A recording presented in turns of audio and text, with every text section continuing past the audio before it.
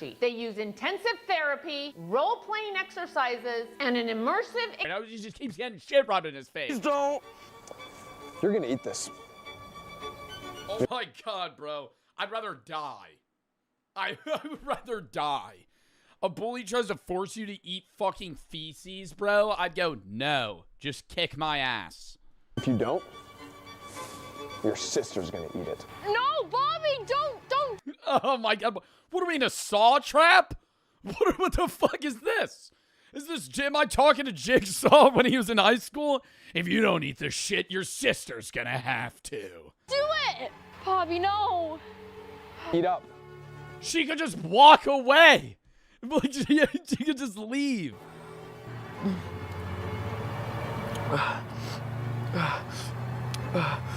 I mean, I'd at least ask for like a piece of bread. You know, make it a shit sandwich. Damn, dude, you think you could? I think I could get down a shit sandwich. Oh my God, I don't know. I feel like if I had to eat a shit sandwich, I would most likely want it to be like cow poop. Rather than my own shit, what would be like the best poop to eat for a shit sandwich? Like the least disgusting. I feel like cow poop's mainly grass, so it's not bad. You know what I mean? Have you ever been in cow poop? Okay, have you ever walked in a field that has cow poop? It's like rabbit shit. Rabbit shit kind of looks like Cocoa Puffs. No! No, don't do it! Bobby! Bobby!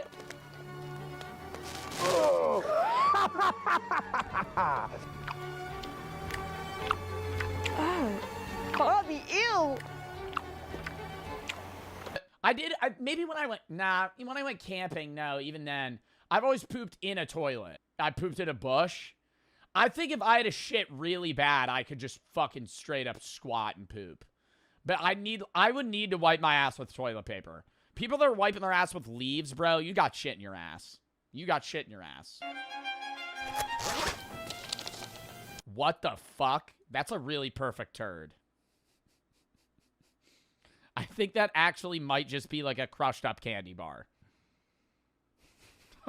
That's actually a script for... I think that's one of their other videos. Oh my God, he rubbed it. That has to be...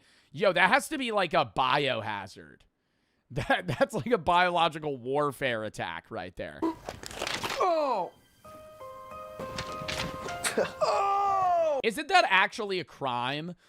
Okay, I don't want to say I was actually soft pitching the potential of throwing a possum in a nightclub, but I'm pretty sure that's like actually a real, like, if you threw a dead animal with diseases or something like in a public area, that would be like a genuine, borderline like terrorism crime. Yeah, it'd be like bioterrorism. Being me nonstop and I can't take it anymore.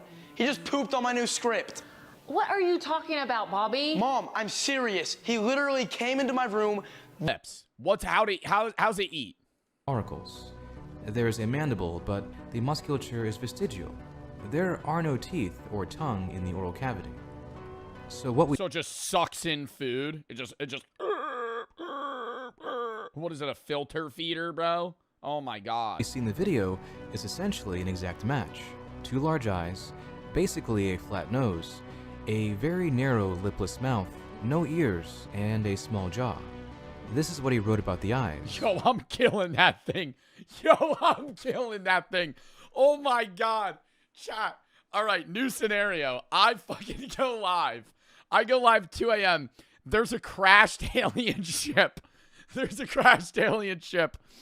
And it's like on fire. And I'm like, oh fuck, dude, I gotta go investigate it. And I have like a hammer because it's the only thing that I found as a weapon. And I go I walk up to it and it's like it goes, and it's like crawling out.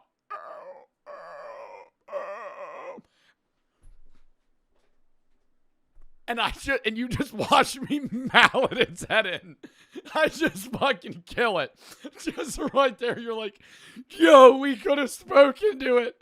And I'm just like, it had to go. It was a threat. I just kill it. Just right there and then. Oh my god. I would be upset at you. You would be mad. Would you guys be okay, chat? What if I was like, I was scared though?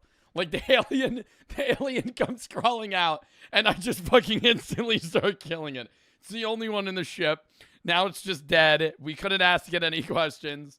Before I killed it too, it could have been making a noise, but it also kind of sounded like it was going, help, help. And I just fucking like murdered it. Like the skin, the eyes are covered with a semi-transparent biosynthetic film. He was reaching. I have a fucking gun.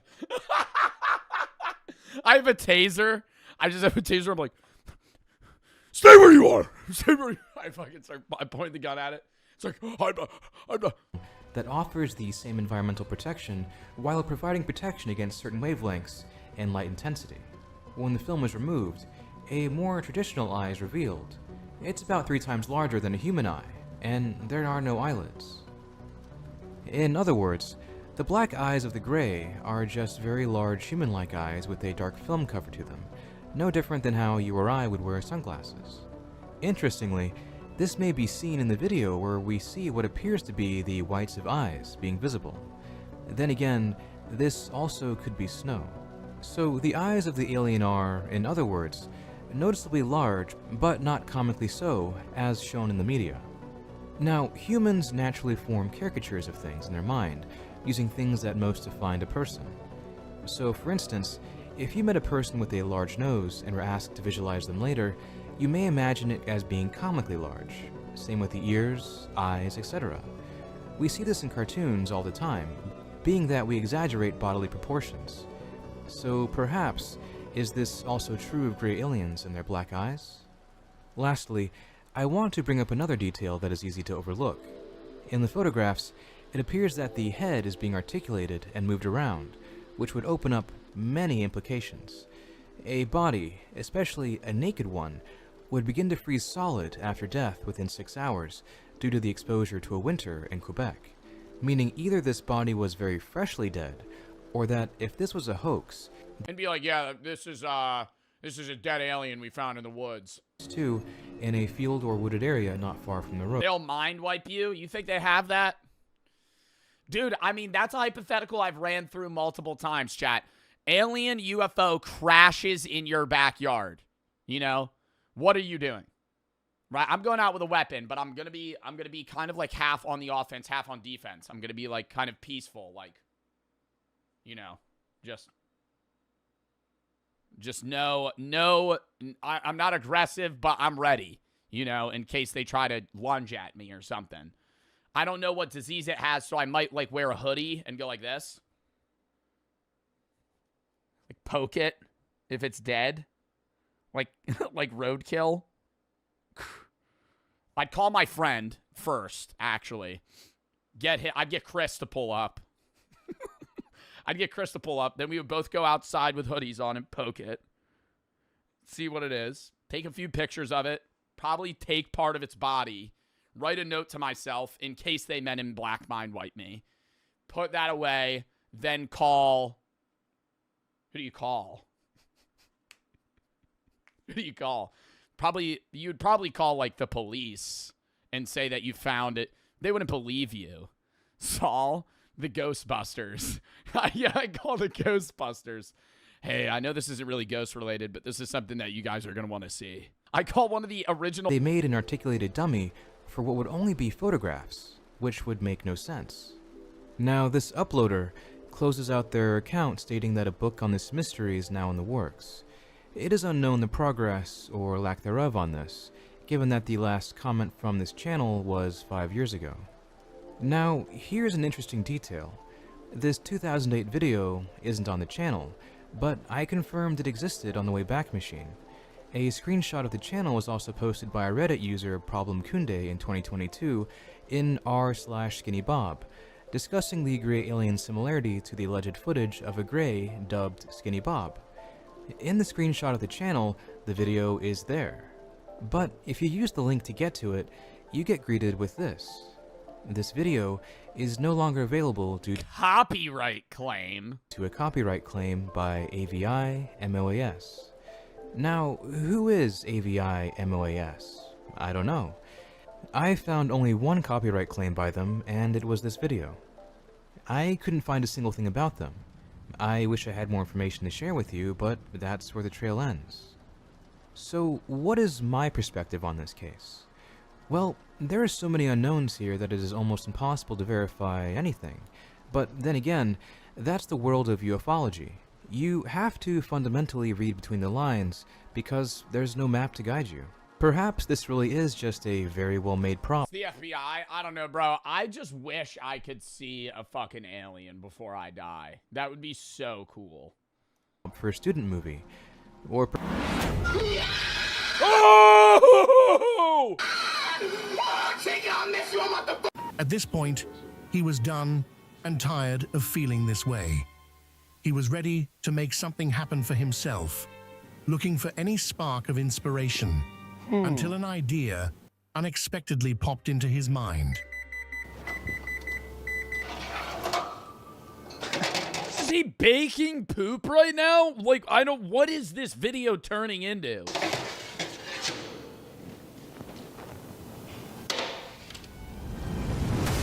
Kind of looks like a cosmic brownie.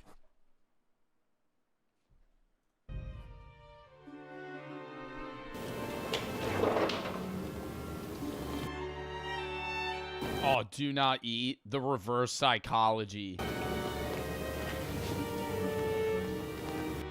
Billy loved sneaking bites of his brother's food. He hadn't eaten in almost 6-7 hours, and the cake on the counter had a pull he couldn't ignore. Something about it just called to him. When Billy was hungry, You would know it's shit! You would know it's shit! This is like reminding me of that William Osmond video of how much sawdust you could put in a fucking Rice Krispies treat before somebody notices. I would say, how much poop could you put in a brownie before somebody noticed? 20%. I think you could make a brownie 10% feces and no one would know. nothing could distract him, especially not when there was something sweet in front of him. An account in a book, including the Charles Moody case from 1975. The second is a title screen saying Hiver 92, l'Annonciation, which translates to Winter 92, and l'Annonciation being a municipality in Quebec, Canada. The third picture is a map, with the location of the finding, Riviera Rouge. The last picture... Where's the body? The government might have taken it. Curiously, is a drawing. What are the Canadians going to do with an alien? Or rather, a petroglyph from Uzbekistan, showcasing what appears to be a luminous man. It was used by Eric von Daniken, specifically in his book Chariots of the Gods. Von Daniken is best known for his books on alien influence on early human... Was God an astronaut?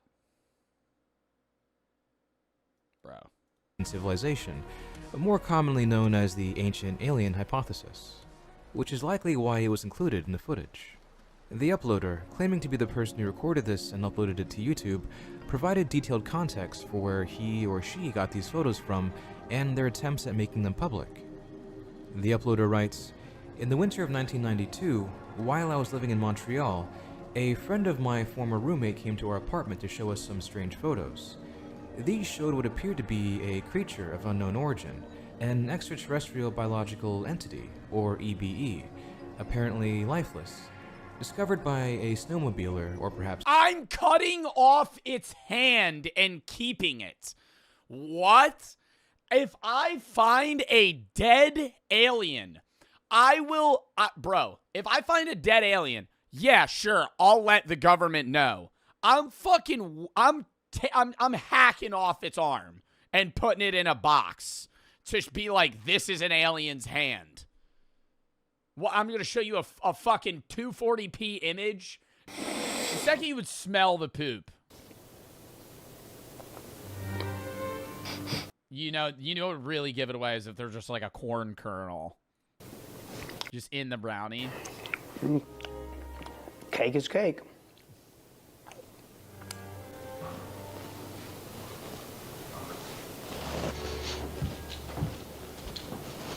How's the cake, Billy?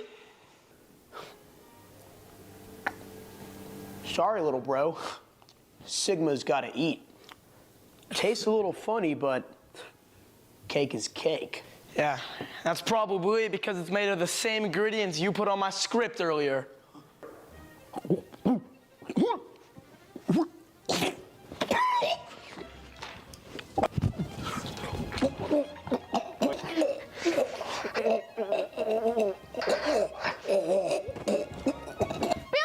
what are you doing? He made me eat his poop. He tricked me into eating actual human feces. You did what? Yeah, only because he pooped on my work first. He defecated on it. He ruined everything. And he smashed it in my face. What? Billy, is this true? Yeah, he's lying. Mom, he's been torturing me. He humiliated me. He ruined my work. He destroyed my scripts. And you never believe.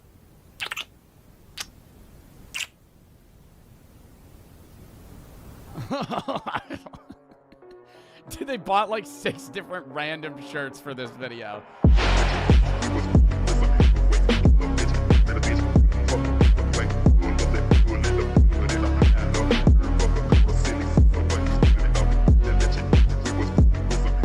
Every animal on Earth, right?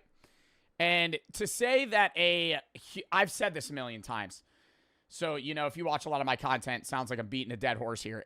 If you are an alien from another planet, light years away, tens, hundreds, thousands of light years away, and you make your way to Earth and die, I'm already questioning your intelligence. Like, how the fuck did you even get... You died? You died. You were capable of getting from thousands of light years away, right? Something that would take us, you know, millions of years to fucking get to. Like with the current technology we have. They're able to get here in an instant, in one life. And then they die in the snow in Canada.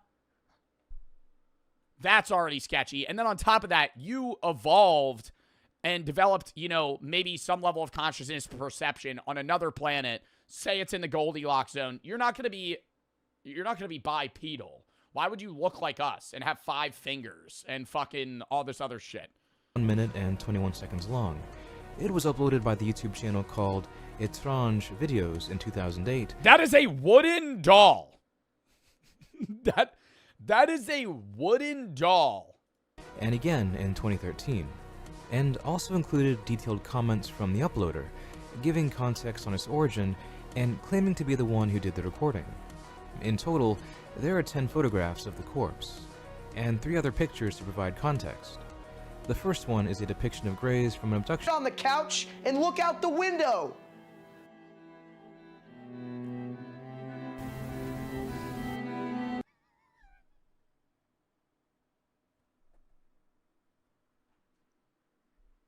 Is he watching these AI videos right now? What the fuck?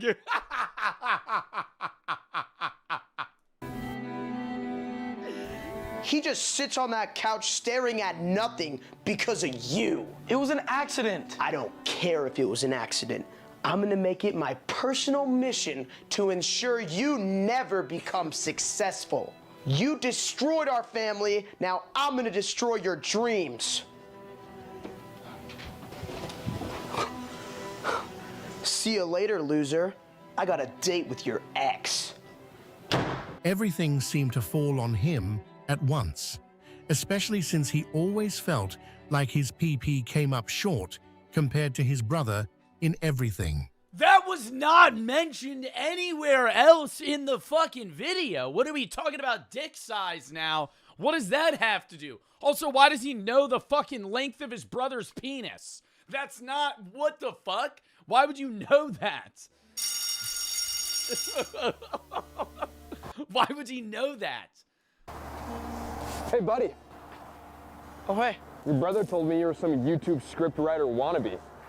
So? You're a loser.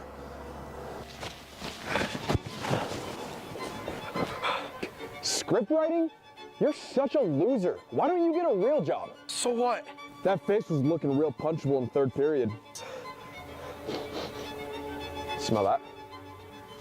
No. A piece of poop. Why is there just poop everywhere? There's fucking shit everywhere. Actors in the Ghostbusters movie. This friend stated the photos were from his cousin and were taken in Riviera Rouge in La Annonciation. Bro, but I just feel like the reason I wouldn't want to call the police is because if you found an alien and you call the cops, they're not roping you in on that shit. You know they're not. They're gonna barricade you in your house. They're gonna fucking rope that shit off and they're gonna say, fuck off. And they're gonna go deal with it themselves. They're not gonna help you, you know, or they're not gonna let you in on what they find. So I gotta be investigating some of that shit myself. I might put on gloves, you know, you don't know what fucking bacteria they got, like some brain-eating amoeba just living on their skin. On Quebec, which is the circled place on the map. The snowmobiler, or one of them if there were more, retrieved a camera and began snapping photos. The other witnesses in the photographs arrived later by car. They then wrapped a cable or a rope under the arms of the corpse and used a branch to lift it up, hoping to avoid touching it. That's smart. Oh my god, wait. No, this is making me believe it more. Because they don't want to touch it. Strangely, they said they left the body out overnight, and when they returned the next day, it was gone, possibly taken by coyotes or other wild. You're fucking kidding me. You're fucking kidding me. They leave the body? I would camp that shit out with my life. See, now you lost me again. You got me, and then you lost me. This anonymous uploader then writes, "We then asked him what he planned to do with the photos.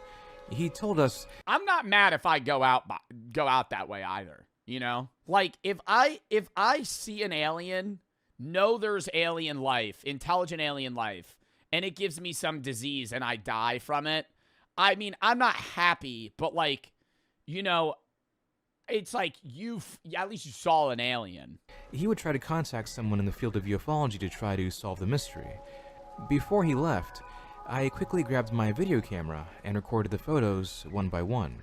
Later, this friend informed the uploader that he contacted Claude McDuff, an author in the field of ufology, and one who had written a book called... I'd call Neil deGrasse Tyson. I'd email that motherfucker. I would just go live. I'd be streaming that shit on Twitch. Okay, I'm saying, if I wasn't on... I'd stream that shit on Twitch. Are you kidding me? An alien, imagine the views. I don't give a fuck about the views. I'd be like, y'all better make sure they don't fucking Men in Black mind wipe me. You know? I'd be like, I'm not suicidal. I found this alien. You know? The Trial of the Flying Saucers, which was an investigative And then I would also do some shit. Right, see, that's how I would prove that an alien's real, so the government can't hide that shit. Because chat would be like, you're lying, that's not an alien. I'd be like, what do you want me to do? And you'd go like, poke it with a stick. And then it jiggles. And I go, see? You go, cut it open. I go, okay. I go get a kitchen knife.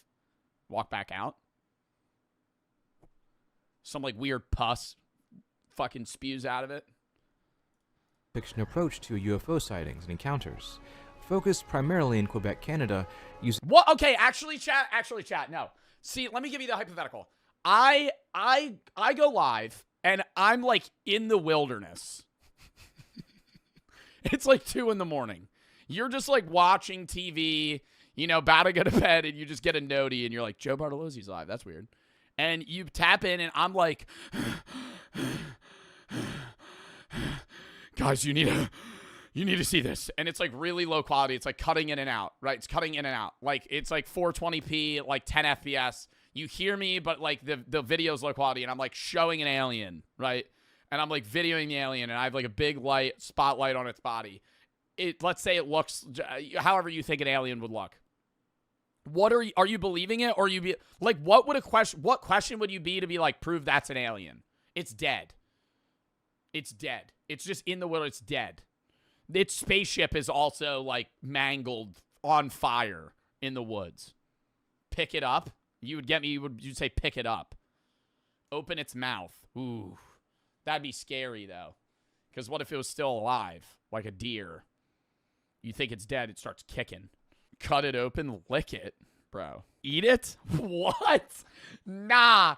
I feel like actually, dude, there would be some cornball that would send me 300 bits and be like, how much for you to eat its finger. And compiled eyewitness testimonies and accounts from the early 1970s. How much for you to take a bite of it?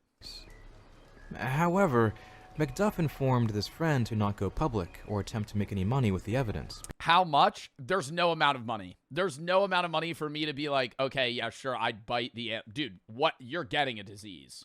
Because, as he saw it, it would almost guarantee being discredited and humiliated, possibly in a public way. In any case, we were very surprised by the former ufologist's conclusion. Not wanting to be taken for kooks or crackpots, we simply decided to keep it to ourselves, as a sort of secret. We showed the video privately to close friends with open minds, but not to the public. Like many witnesses of unexplained phenomena, I also feared that if I showed the video to the public, people would end up mocking us. And so the tape was kept as a secret. If my friend that I've known for years randomly goes, I saw an alien a few years ago, here's some photos, I would be annoyed that they didn't take the alien's body. Like, I would be mad at them. I'd be like, why would you not put it in a box and cover it in salt and try and preserve it in some way? Like, you left it outside. In this friend group, and shown only occasionally to people who they trusted. However, That's actually TOS. You know, if I got banned on Twitch for showing a dead alien, I think I'd be okay with that. I don't think I would be upset. I don't think Dan Clancy would be mad at me as well. If in this actual scenario, I think if I showed a dead alien and then I got banned, I would be like, you know, this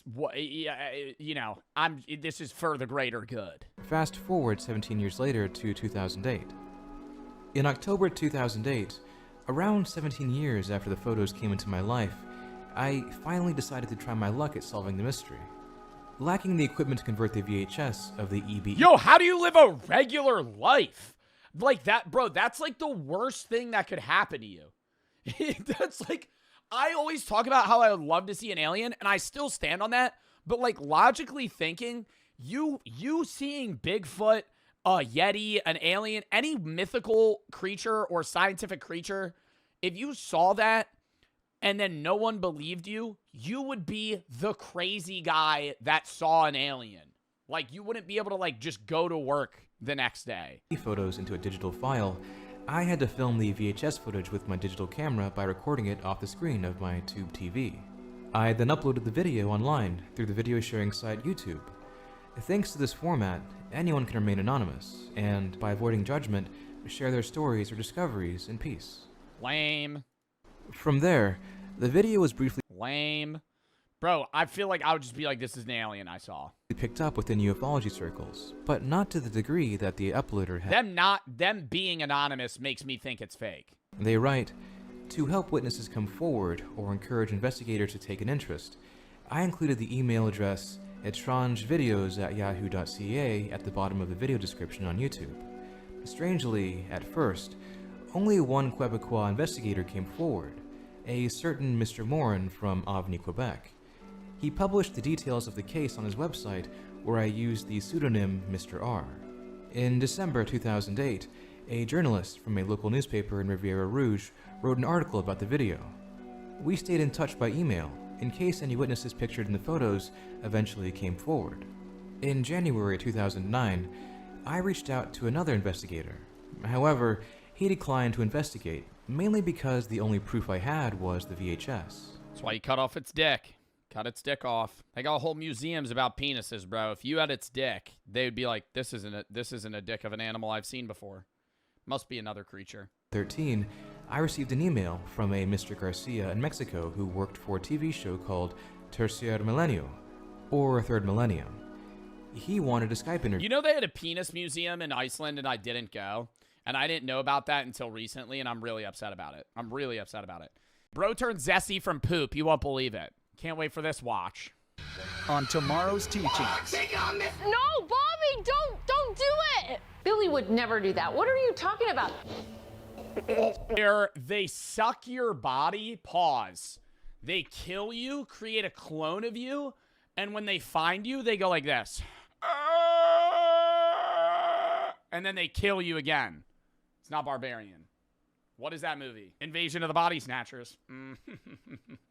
Chat's so good at this. Super scary film. Super scary film. And they don't really use, like, that much. It's like a 1980 film, but it's like, dude, every monster, you don't know if somebody's like it. And then when they find you, they all just point at you and scream. Oh, I gotta rewatch that. Next movie I got up That was a good fucking movie. is Carrie from 1976. Notable things that happened this year: Right M&M's got removed from the bag, and Ryan Reynolds was born. Now, I had never seen this movie before I thought of making this video. I heard of it because it's insanely popular, but I had never seen it until today. And I'm gonna say it now, this movie caught me off guard, because watching it, you wouldn't think it's a horror movie at all, up until the end. So in Carrie, we follow a girl named Carrie. Shocker. She's a quiet and shy high school senior with an extremely religious mother, I'll get to that in a second, who's sort of an outcast at school. She gets bullied, like, a lot. And we see how bad this bullying gets when one day while they're in the locker room, and I'm sorry, I know I'm still introducing this one and I said it with the last movie, but these old movies really had that nudity. Like, I can't even show a single clip of this locker room scene because it's just straight Tata's butt and bush, bro. You know that's how they rocked it back then. Y'all gonna have to start questioning y'all grandparents. Bro, I used to rewatch that one scene from Harold and Kumar. Oh my God, bro. I remember when I was a kid and I found that movie, that shit was crazy. I mentioned that there's a bottomless party in the Harold and Kumar go to Guantanamo Bay, and dude, it's just like straight bush. You're a gooner. Bro, no, like chat, I remember my mom would be like going to work. I'd be like, can I rent this movie? She's like, you've seen it 3 times. I'm like, I just really love that movie. Just straight fast forward to that scene. Just rewatch it over and over again, bro. Oh my God, I had to be 10 years old. I'd be 10 years old, maybe. Oh my God, I don't even think she knew what the movie was about. I was like, it's just a comedy film. It's Harold and Kumar. Why were they so freaked out? But yeah, as I was saying, we see exactly how bad the bullying gets when one day while she's in the locker room taking a shower, Carrie out of nowhere gets her first period. And since her mom never told her what a period is, again, I'll get to that in a second, she starts tweaking. And instead of helping her while she panics about, I'm just saying, if you gonna judge me and see me differently and hate me for the day I was born, then just hate me for where I'm from and my skin color too. You might as well. That's all I'm saying. I can't control I'm a Gemini. Then there's her boyfriend Kirk, you know, he's there. And then and I feel bad for saying this, but the most annoying character in the movie, Sally's disabled brother Franklin. I know he's in a wheelchair, but I'm sorry, bro. This dude is annoying. I'm taking Jimmy over here. We follow them while they're on their way to an old family home after visiting Sally's grandfather's grave. But on their way there, they run into some very peculiar people.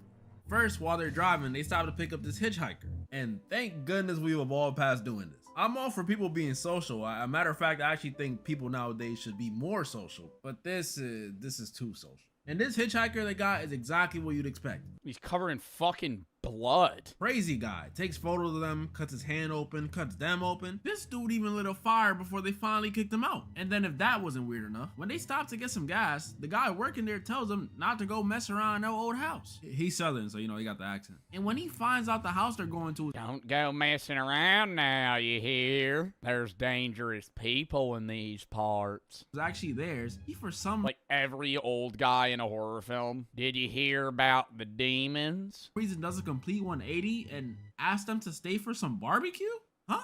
This guy a gold digger or something? No, actually. The strangeness of this guy and the other guy goes far deeper than some gold dig. There was something sinister going on in the backdrop. But by the time they got to the house, they forgot about those two dudes. It was time to have fun, baby. I'm not gonna act like it was the nicest spot, you know, judging by them cracks on the wall. It definitely wasn't. But they were having fun. They were all having fun. Well, everyone except Franklin, who they left downstairs in his wheelchair listening. They didn't help him inside. They just got out of the car and told him to figure it out. That's fucking crazy. To them running around and having fun upstairs. He's annoying, but even this is messed up. Everyone else was having fun though. They was having fun. That is until Pam and Kirk decide they want to take the fun outside to this watering hole. But when they go out there, they don't find a watering hole at all. They find a house. And this must have been where that white guy in horror movie stereotype started, because instead of, you know, turning around, Kirk says, we better let's go in there. Let's go in there. Oh, a weird basement with a guy outside. Oh, let's go inside. Go check that out. And that's exactly what they did. They get to the house and things were off. First, they find a tooth, like a human tooth right on the front porch. And this dude, Kirk, picks it up. Ugh. Not only are you dumb, but you nasty, bruh.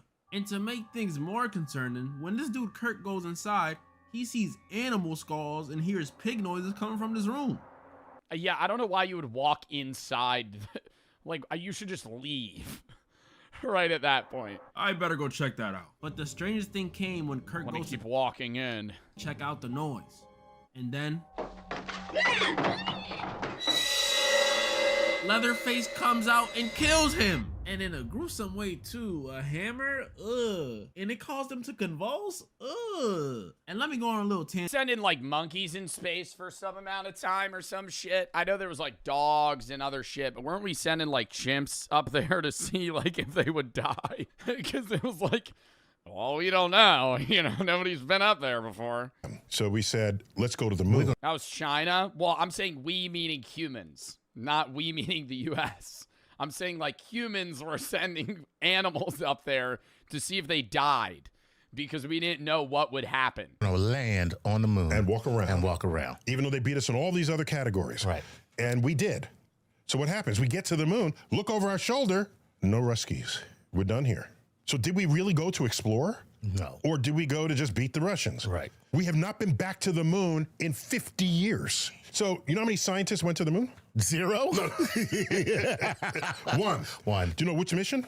No. The last mission. 17. So we had the astronauts do science experiments. It's not that no science happened. No. But don't fool yourself into thinking this was all for exploration. Right. It was muscle flexing on the geopolitical sphere during a Cold War when we're fighting a hot war in Southeast Asia against that enemy. We don't go back to the moon. Not in the 70s, not in the 80s, not in the 90s. Oh, wait a minute, in the 20-teens. Let's go back to the moon. What a great idea. We're long overdue. It's been half a century. Yeah. I wonder how the moon's doing. I think it lined up ironically around the war, like with Iran. Okay. I don't think, like, obviously this mission was in, you know, the books for a long time. I don't think that there was a war-based reason this time to go back or like some sort of flexing of muscles. I think this literally is like, hey, we're going to test shit out so we could go to Mars. But like, I don't know. You think they'll make it back? Yeah. We have these thoughts. I mean, knock on wood, but yeah, I think they know what they're doing now. Like, you don't understand the amount of fact-checking they do at NASA in like modern day, like how many tests they're running to make sure that these people don't die and also get the stuff back. Let's part the curtains. What else happened in the 20-teens? China says they want to put taikonauts. Okay, maybe I'm wrong. Oh my God, what? In 2017, we signed that because China said they wanted to go to the moon? Oh my God. Bro, so randomly, we're like, oh no, we're just going to go back. You know, actually, I kind of miss the moon. It's on the moon. Oh. Taikonaut. Their version of a cosmonaut, our version of an astronaut. Right. Oh my gosh. China's going to the moon. If there's ever a reason for Congress to... You see the toilet wasn't working, they had to fix it? Yeah, I saw a video about that. Bro, how bad that would be. They wouldn't have died if their toilet was full broken, but they would have had to be like shitting in like... right near there was an aircraft carrier, just one of the ships that would collect it out of the water, and it was great. Uncrewed, just to test the system. Next, Artemis 2. You land in Daytona, Florida on spring break. You pop the fucking top of the spaceship out. Everybody goes with crew to the moon, but doesn't land, and then comes back. Okay. That's a very Apollo 80 of them. 8E. To go to the moon and then come back. That's the first time we've sent astronauts off of the Earth to a destination since 1972, since Apollo 17. Damn. 54 years. I'm going to say that's tragic. What year was 54 years before we landed on the moon? It was 1914. So you see how far we went from 1914 to 1969. That's terrible. That's how I think about where we should be in space. That's terrible. Okay. So Artemis 4, scheduled for the future, will take the crew and they will land on the moon targeting the South Pole. Okay. The South Pole, we have crater rims where the sun, which never gets very high in the sky, well, lizard people live on the dark side of the moon, so this is going to be a dangerous mission. Do they have any weapons? Happens when the sun is in the sky when you're near the poles. Right. And they're craters that are so deep with rims so high, the sun never reaches the bottom of the thing. So when comets hit and they deposit water molecules on the surface. If it's where the sun hits, They it just evaporates. If it goes in the middle of the crater, It's there. it's a cold trap. And we got it for water. Forever. And so you can, quote, mine those molecules out for water. You can turn it into rocket fuel, separating the hydrogen and oxygen. I'm starting to see the motivation here. China is going to go. We like, that water's ours, China. So the South Pole is the... But what are they looking to find? Like remnants of other life forms in those asteroids, or like certain things that we haven't found before? Like in these water molecules? It's not oil. Oil. Drill, drill, drill. We're going to bring it back. Fuel. Yeah, that's what we're going to get out of the fucking moon. Yeah, how are you going to get that shit back? Object of affection these days. Yeah. Not only China has sent rovers there, Russia has sent a rover. One of them crashed, I think. We've sent a spacecraft to the South Pole. So that's where everybody's sort of gathering right now. And if it's going to be a turf war, it's going to be there. And we didn't want to be left out. There it is. Well, there it is. Once again, it comes down to the fact that we don't want to get beat. We have a real or perceived threat from an adversary that we are reacting to. But that's not going to be in the top cover. What does our treaty say about, like, water is now a commodity on the moon? So what does our treaty say? There's the Outer Space Treaty, which was modified, updated to become the Artemis Treaty. Oh. It's signed by 50, 60 countries. Okay. Not China, not Russia. Oh. They came up with their own treaty that they signed among themselves. Okay, so they got a treaty. We got a treaty. The treaty means you help each other in need. You don't hide secrets. What a perfect opportunity to showcase cooperation amongst nations. It really does blow that, like, if all the world superpowers actually got along and shared info with each other, we as a species would advance at such a more rapid rate than we do now.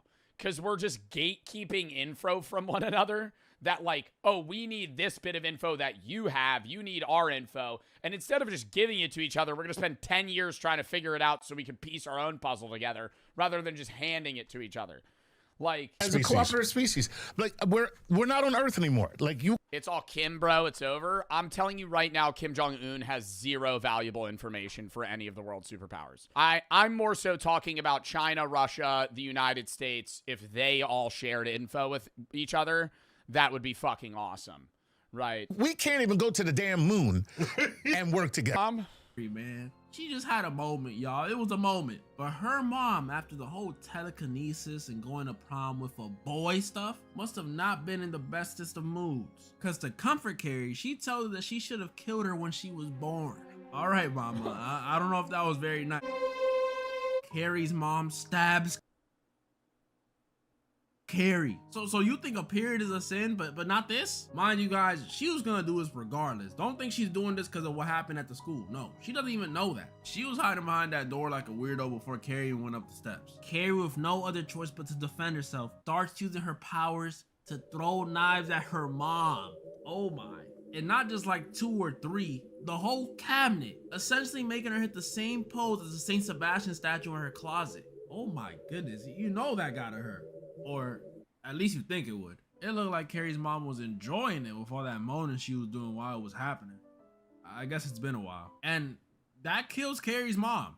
Like, she's dead. Kill count said so. This one ends with Carrie and her mama dying after the house starts sinking into the ground because of Carrie's psychic abilities, because she sort of freaked out after she realized she killed her mom. R.I.P. Carrie, man. You did a little too much at the prom, just a little too much. But dang, you went through a lot. And we see Sue, the only survivor of the prom night, visiting Carrie's grave to pay respects.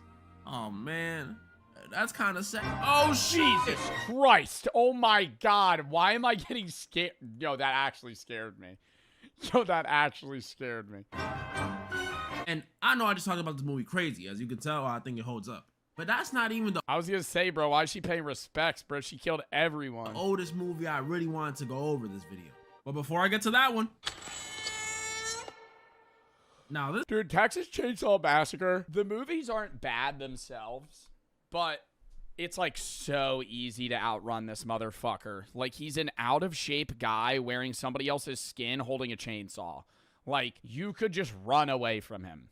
and he cannot catch you. This is the real man. Like, every Texas Chainsaw Massacre movie I've seen, I go, why are they not just run time? But I really think people, like, before 1940 were the unfunniest motherfuckers of all time. Like, the funniest guy you knew would be, like, the cringiest guy in your friend group today. Like, no good jokes, no good humor. And it was all, like, surface level shit.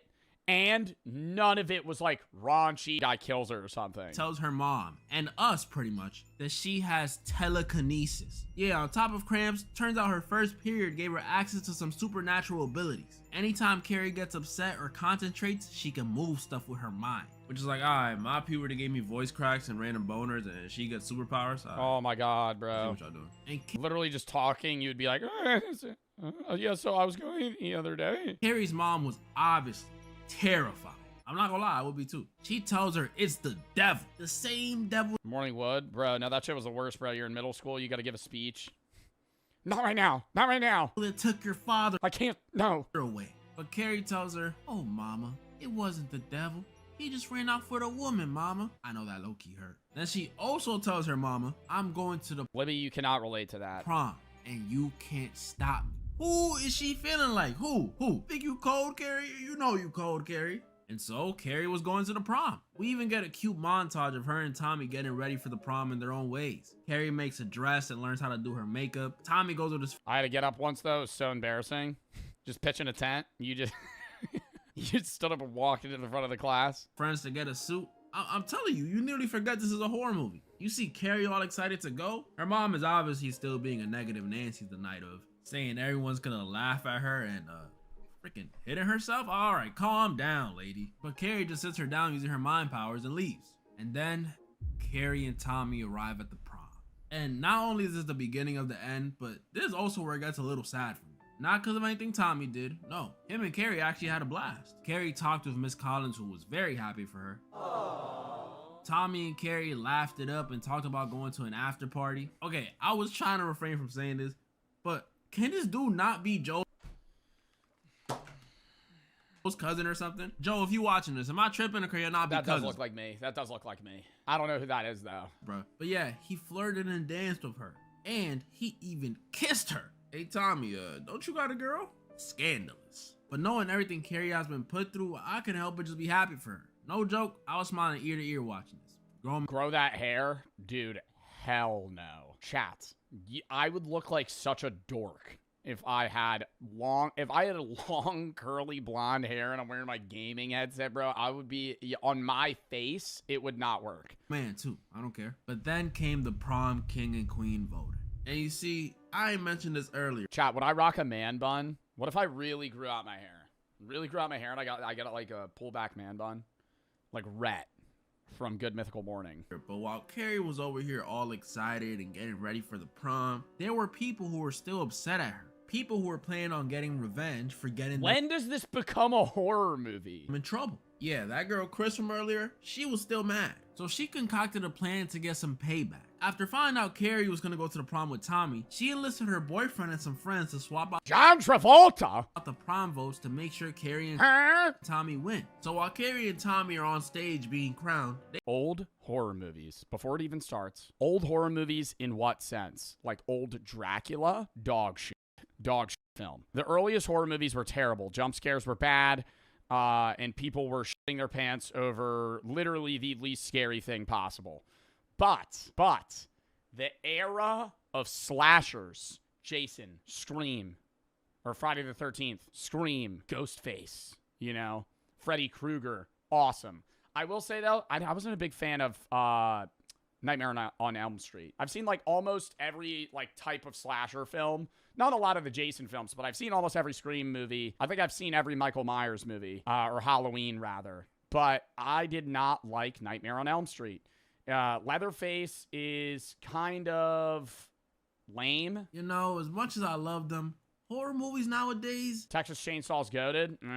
just don't hit the same. But is this true? Are horror movies from the... No, horror movies hit more than they ever have. I think horror movies today would actually kill people in the 80s. I'm so serious.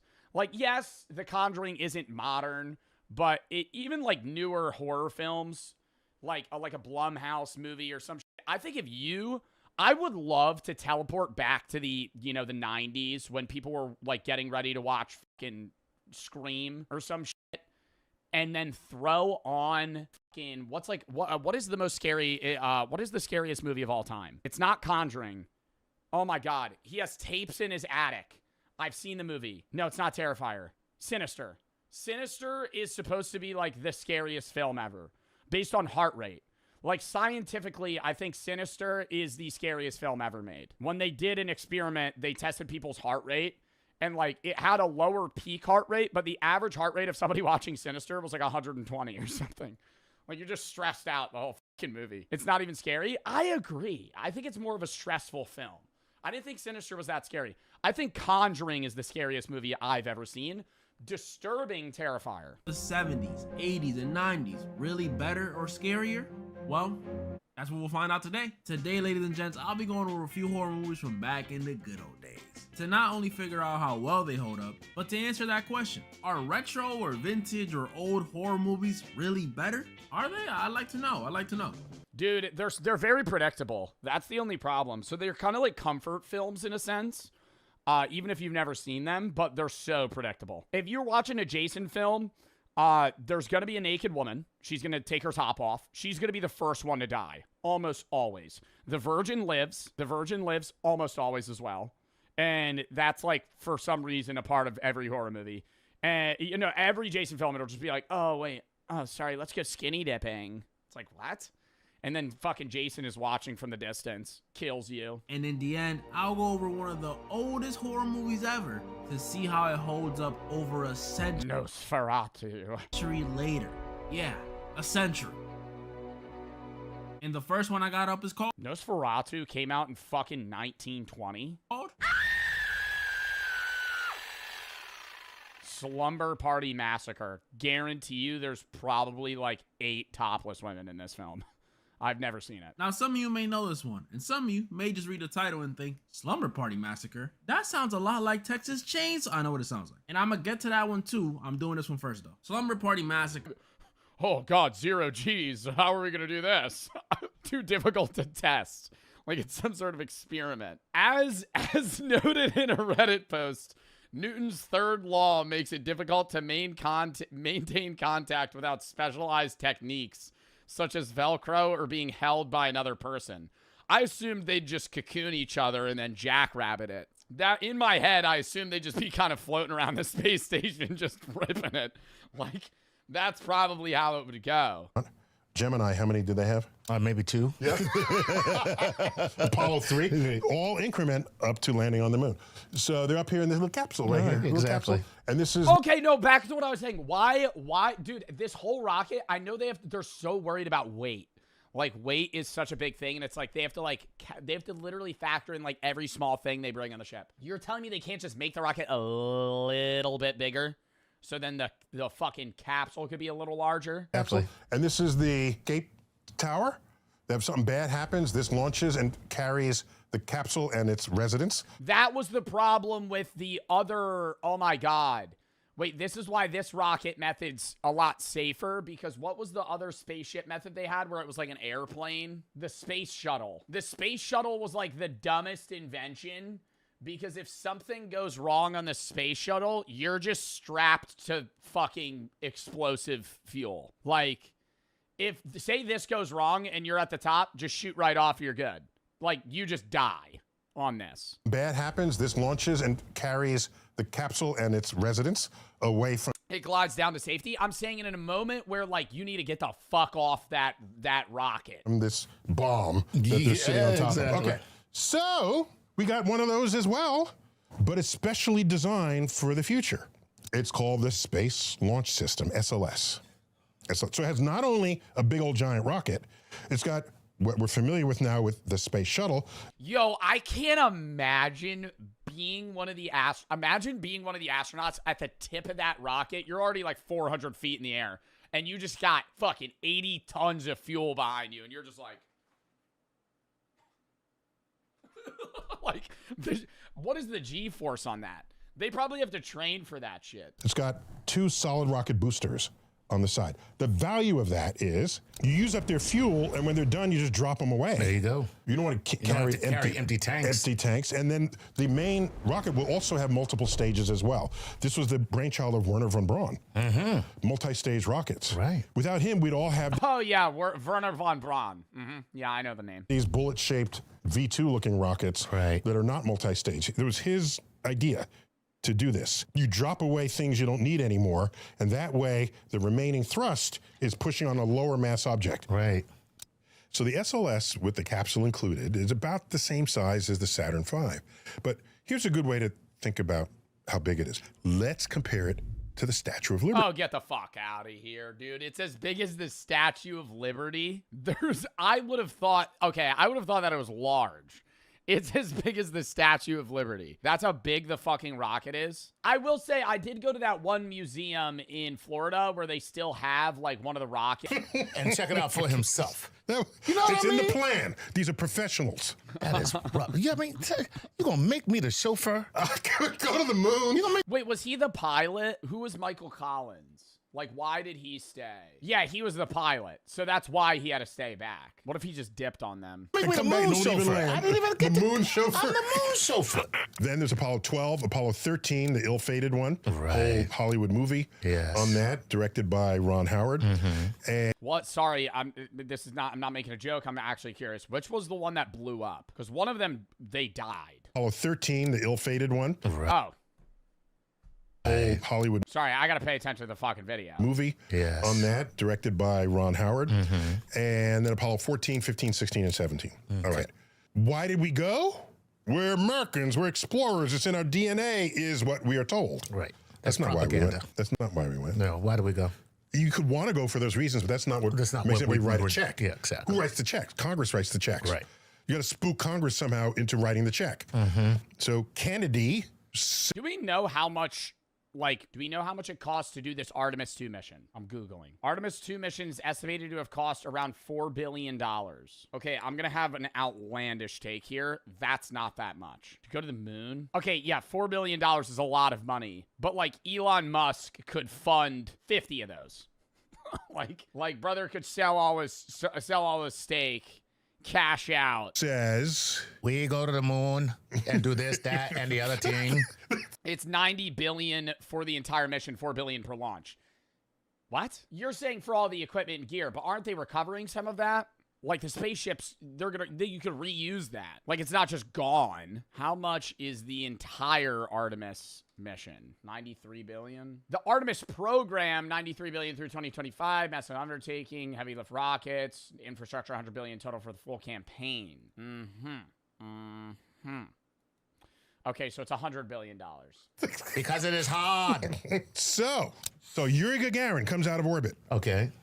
Right. Oh, we're back on why we went to the moon for the first place. This is what I was arguing. I knew this already. I was arguing with I know I was getting full rage baited, but I can't tell with like Lacey and those guys on whether or not they're being serious. When I was in a call with fucking 8 streamers and they're going, "Oh, the moon landing's fake. Why would we even go there?" I'm like, you only go back for war or economic reasons. And they're like, "Oh, really?" Yeah. First man in space. Yeah. To orbit the Earth. Right. 6 weeks later, we have a joint session of Congress. President Kennedy says stirring words, put a man on the moon, return him safely to Earth before the decade is out. Go earlier a couple of paragraphs in that same speech. If the events of recent weeks couldn't even utter the man's name. Right. The events of recent weeks are any indication of the impact of this adventure on the minds of men everywhere, then we need to show the world the path of freedom over the path of tyranny. Voldemort is back. Dumbledore, I tell you. Is the U.S. flag that was put into the ground in the Apollo 11 mission still there? Voldemort is back. The enemy is established. Right. The godless enemy is established. Right. The checks were written. And yeah, well, there you go. And they'd already beaten us with the first animal in space, Laika. They already beat us at all of that. We needed something to beat them. Yeah, weren't we? You would think look, let's all work together. Kim Jong-un's cooking up fucking burger recipes on his fucking end in North Korea, dude. They got about jack shit. They're about 9 to 10 years behind from what everybody else is cooking up, dude. Yeah, that we can all get this water because guess what? You know, whoever Kim Jong-un making liquid cheeseburger recipes. That's it. We need it to get to Mars or wherever else. It's the old watering hole problem with tribes. Yep. All over again. All over again. Except on the freaking moon. So I just want to sort of celebrate the fact that we are going back, even though it's 50 years later. Right. I'm happy we're going back. Right. I understand the motive. I'm not. I mean, this is fucking jerk off, dude. Yeah, get the hell out of here. Your English isn't good. My English not good. I mean, I think he's black. What? What? What the fuck are we talking about, bro? Get the hell out of my chat. Delusional about that. That crew going to the moon looks more like America. Like, obviously purposefully mistyping words to make it seem like they don't speak English. Than the original, Mercury 7. Like, if you couldn't type that, how are you understanding what I'm saying at the rate that I'm talking? Like, I have viewers that aren't native English speakers in chat right now. Right, but they still probably know how to say, "Oh, what are you what are you saying? You're just okay? Yeah, Neil's black. What? What does that have to do with anything?" I can help it. Oh, by the way, Trump puts it in, and who follows Trump as president? Biden. He doesn't cancel it. Nope. He keeps it. He was asleep, that's why. No. Anyway. So everybody keeps the space goal. Right. Because it transcends politics. It does. And you realize NASA has 10 centers in 8 states. And those 8 states variously at the general election vote 4 red, 4 blue, 3 red, 5 blue, 5 red, 3 blue. It is embedded in the political spectrum of the country. So if someone does not like NASA, that is insufficient information for you to know what party they vote for. There you go. That's how you embed it in. See? Kind of how I see it. There it is. Congrats. Wow. So you make it a political thing for both or beyond politics for both parties of just, I just spit everywhere, of just wanting to be able to explore. Congratulations, NASA. The only thing about America that doesn't suck. On that note, this has been yet another Star Talk Explainer, the Artemis mission, following on the legacy of Apollo. Tuck, good to have you, man. Always Neil a pleasure. deGrasse Tyson, your personal astrophysicist, as always, bidding you to keep looking up. Wow. I loved that video. I love learning about space. I love learning about the interstellars. Neil lived long enough to see the moon mission go Artemis. Okay. Wait, why? God damn it. Oh my God, no. See, now I'm thinking about when Neil deGrasse Tyson's gonna die. How old is Neil deGrasse Tyson? 67. Dude, I saw a clip of somebody saying, I think it was like some fitness influencer going like, oh, the average person's gonna live to 140 soon. Hell no. Hell no. You know what I do think about? If there's ever a world where they invent something that, like, can biologically make people immortal, I feel like I would be the jackass that would die the day before. Obviously not, like, physically immortal, because even if you were biologically immortal, you could still get, like, shot, hit by a car, die of other things. But, like, I feel like if they were ever to, like, make something like, oh, yeah, wait, no, now we could, like, low-key live forever. I died. I died the day before they found that out.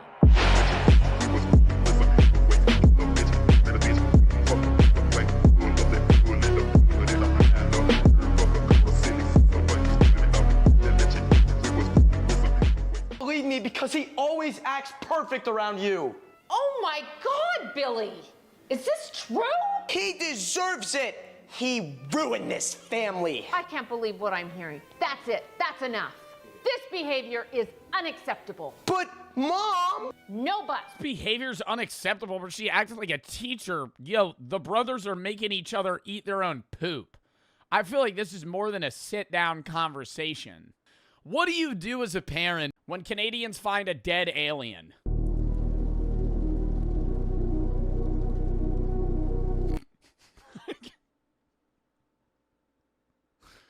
I mean, is this going to be like a fucking... There's no... Okay, they're not... You're not going to actually be able to convince me that that is a real alien. Dead or alive, that just looks like a bulbous figurine.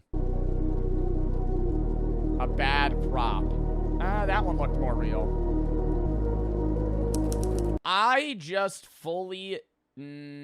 I fully think that anybody that claims to have found an alien and that alien is a bipedal creature with a bulbous head that looks like E.T. and they drive a saucer UFO is a fucking scam.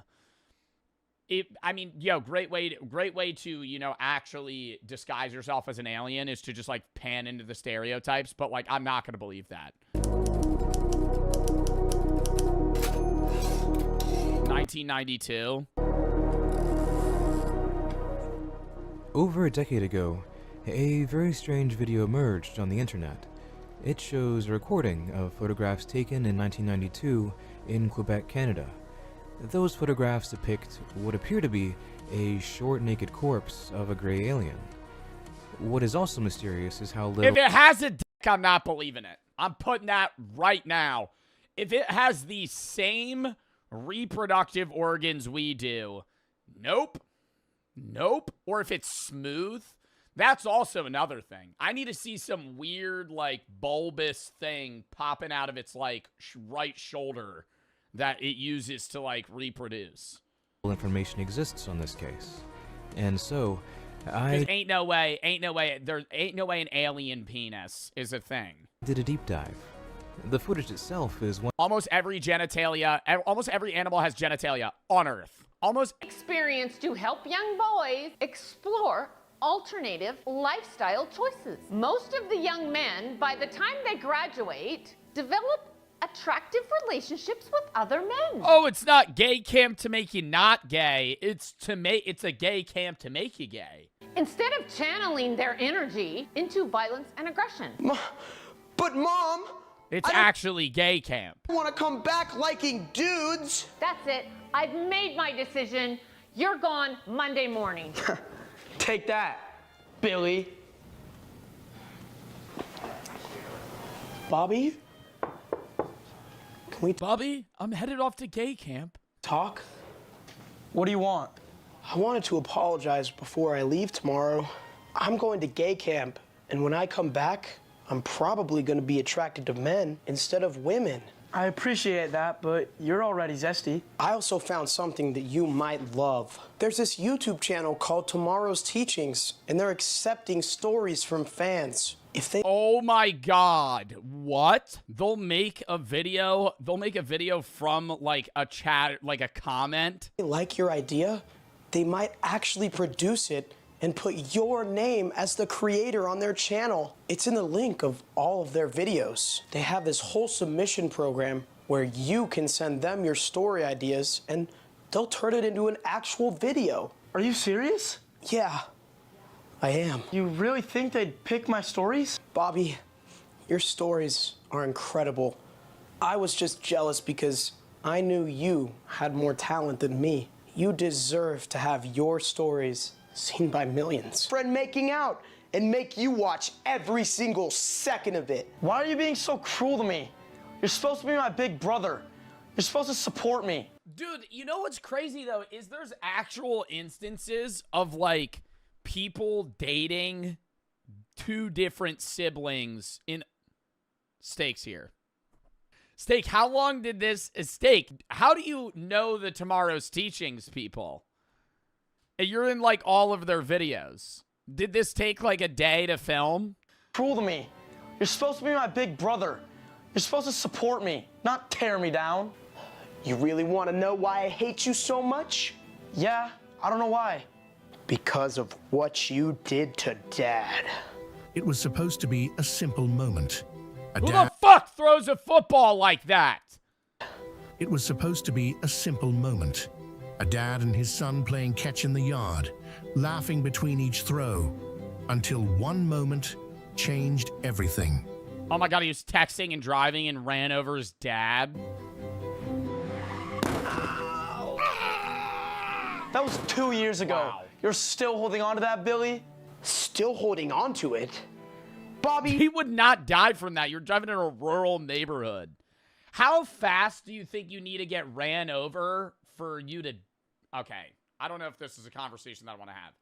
I feel like if you hit me with a car going 20 miles an hour, I probably wouldn't die. Unless the wheels ran over my body. Like, if you just hit me, I think I would break a bunch of bones. I think you would need to be going like 40. Me and Dad can't play catch anymore because he's a vegetable now. All he does is sit. Perhaps this really was a 1 in a million scenario, and people really did stumble upon a fresh alien corpse. However, the idea that people would leave a child-sized corpse alone overnight... Sure you will, doubt it. ...without contacting emergency services and going, whoops, is... I don't personally believe aliens exist, or rather not made contact with us. One of their bodies were able to withstand the vacuum space to live on a planet without the atmosphere, so that when they make it on Earth, they're unable to withstand the atmosphere, and their ships weren't built for flying in an oxygenated atmosphere. If their ships could withstand the vacuum of space, they would likely be able to withstand a oxygenated atmosphere. Their atmosphere on their planet would not necessarily be exactly the same, but they would live within one because they would have a planet that would have to foster life in some sort of way. I think aliens exist. I think mostly all scientists agree that aliens exist, right? Alien life exists. Life is very common in the universe. Intelligent life is very rare, right? So when you say aliens, if you just mean like aliens like E.T., they may not exist. Life started a long time ago on Earth, like billions of years ago, right? Life is very common. It is easy for like single cell life to exist. Multicellular life into intelligent life is what's rare. That is unlikely. But to say that, like, anywhere in the effectively infinite universe, we're the only planet that has life. Common? No.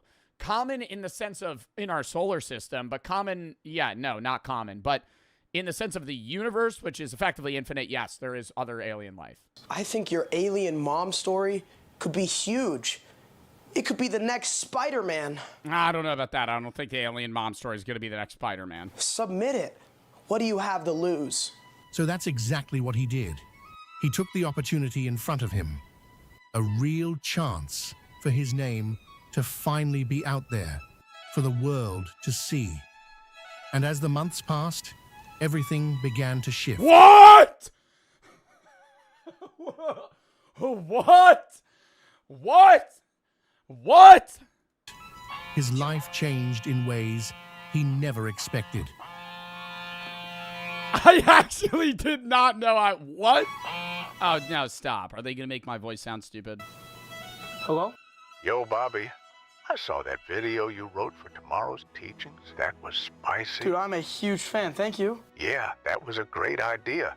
The chat was going crazy. Why don't you hop on my stream one day? Yeah, for sure. Why do I sound like an AI Morgan Freeman? Man, just hit me up. I'd love to. Thanks, Joe. You're the best. What's up, guys? Steak here. What you just watched... What the fuck? No part of me thought, oh, they were going to just include that. That's actually how this works. That story... Skip this part? Why? Jack Green submitted it. They filmed it, edited it. Oh, was this somebody submitted this idea? Views. Your name spot or be remixed viral tomorrow. Go check it out.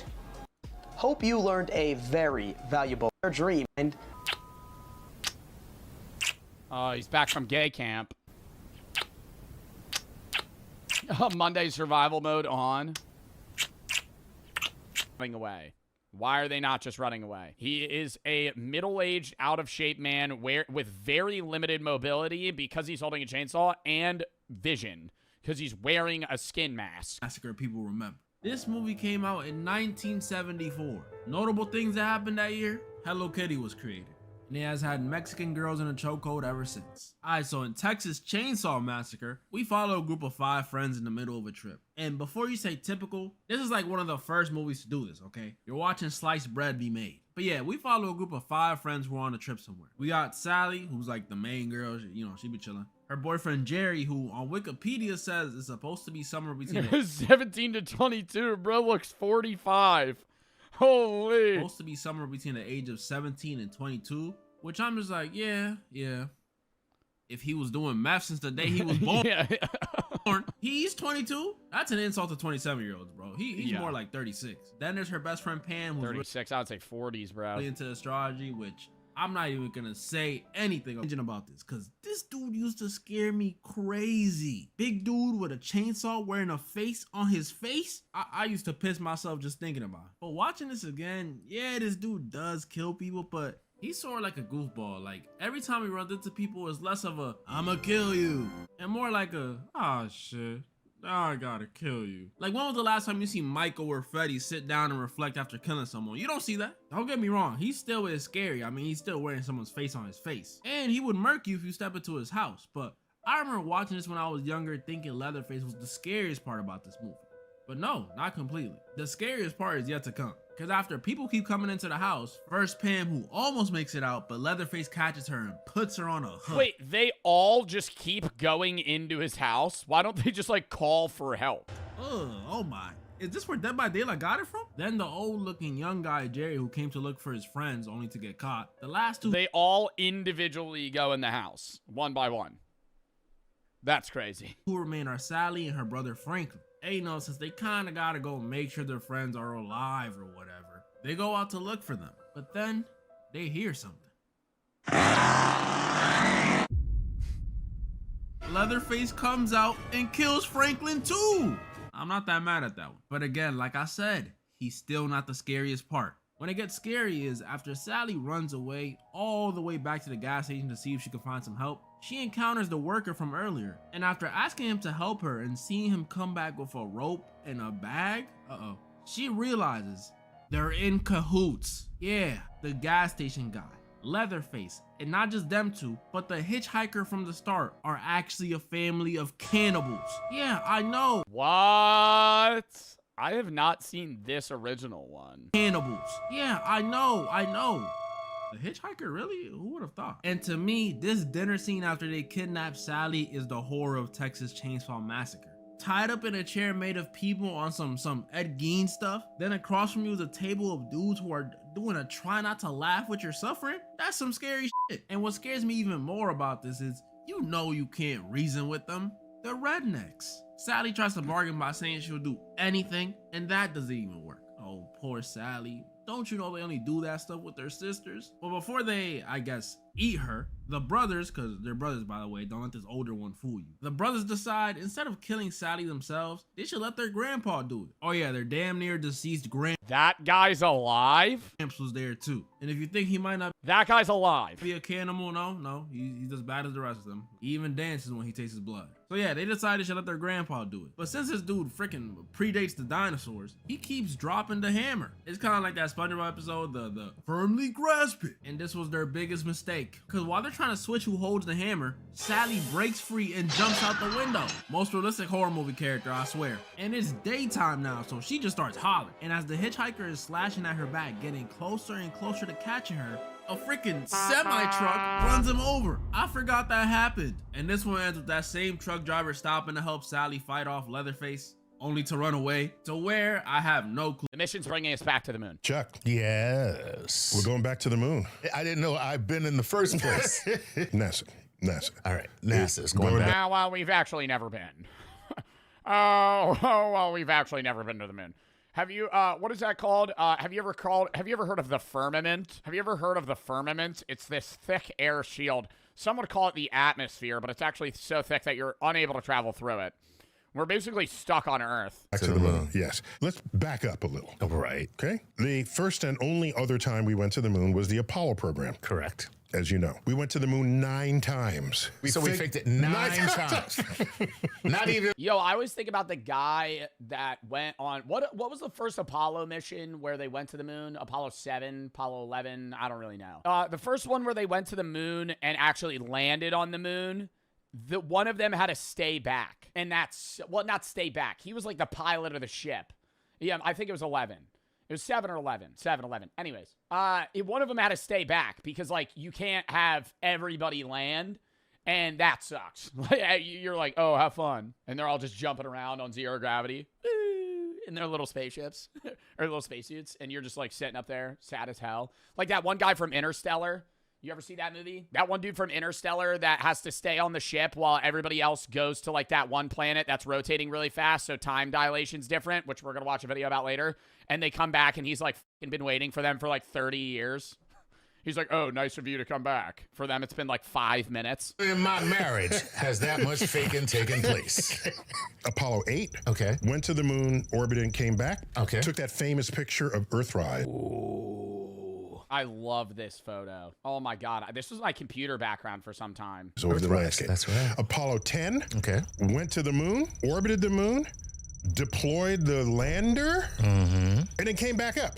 Right. So that's a... Well, is it Artemis 2 also? Like, these are actual moon missions, but Artemis 2, the one that's going to the moon right now at the time of this, stream. That one's not really a moon mission. Isn't it testing the new rocket and spaceship model for a flight elsewhere, like to Mars? Like, this isn't, we're not really giving a fuck about the moon right now. This is just like a means of dialing in the new spaceship technology / gravity slingshot method to reduce fuel, need on a ship. Apollo 10. Right. Apollo 11, everyone remembers. Buzz Aldrin, Neil Armstrong, walk on the moon. Right. And they leave Michael Collins up in the... Yeah! Being that guy. Holy fuck, bro. Oh my God. Sitting there just watching.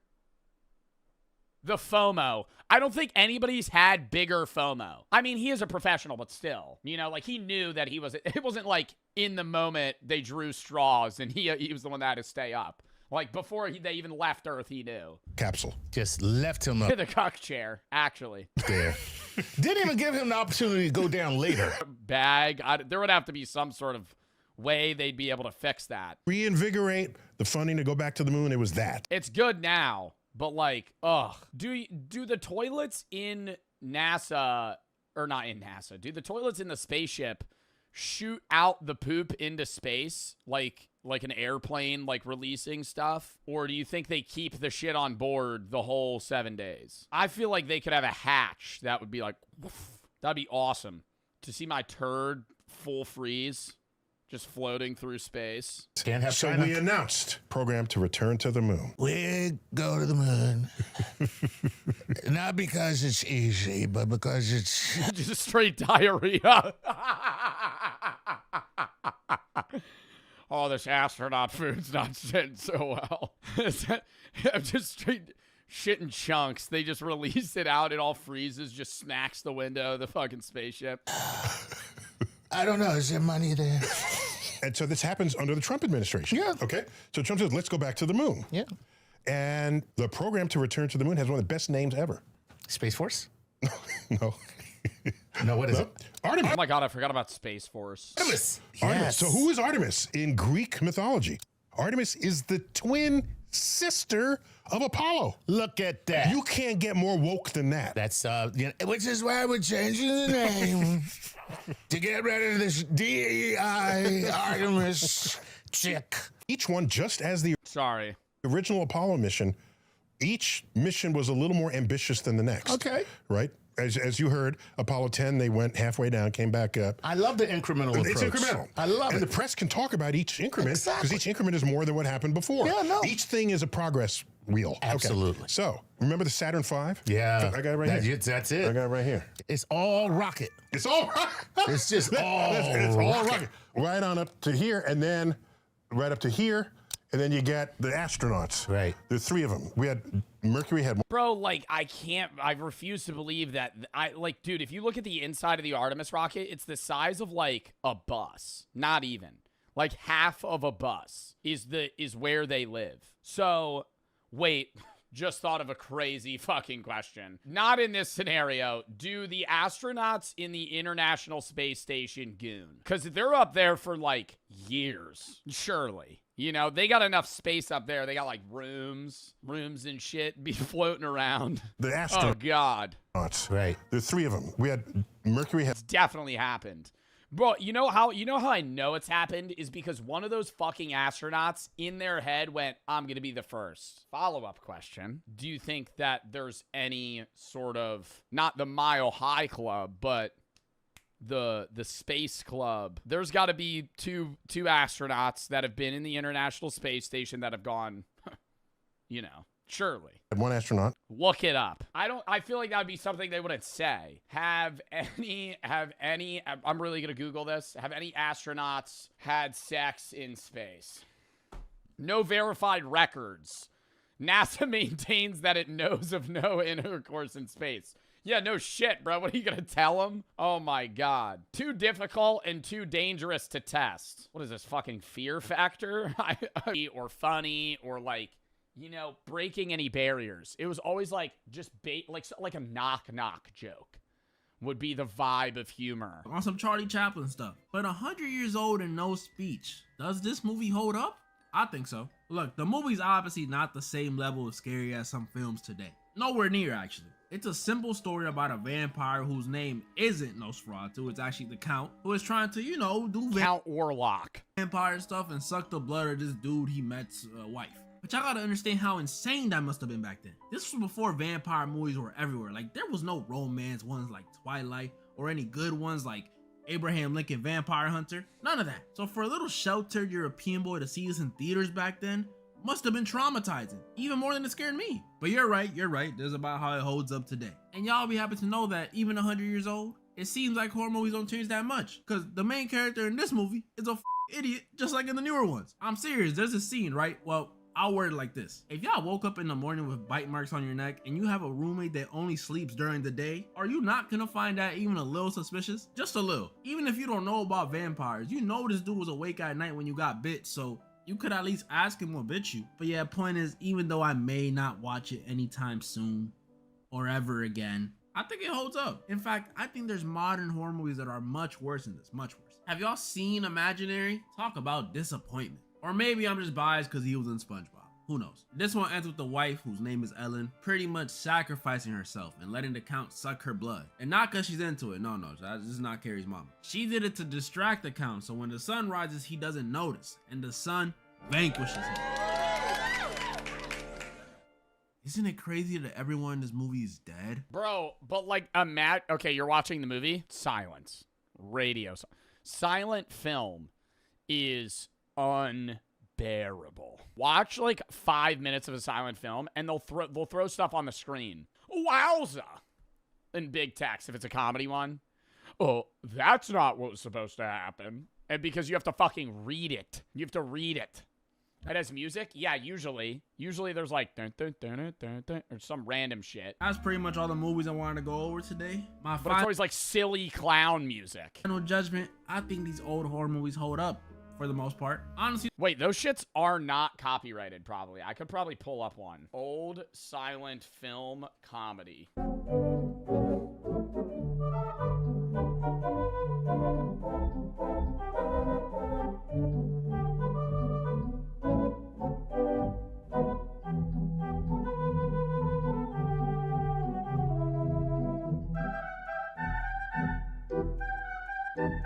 Like, this shit had people dying, bro.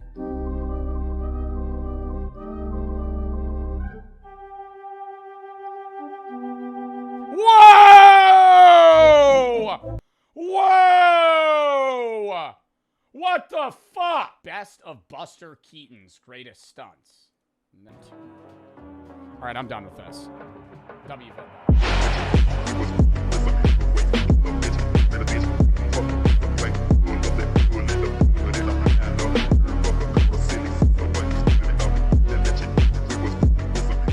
They had no idea this was all Chris is doing. She had them right where she wanted them. And what makes this worse is that not only did Sue arrive to the prom and see what was about to happen and fail to stop it, but if you thought Carrie was happy before, she was happier than ever now. All that bullying, all that time being an outcast, it was over. She was finally being accepted by her peers. This was probably the happiest moment of her life. But then...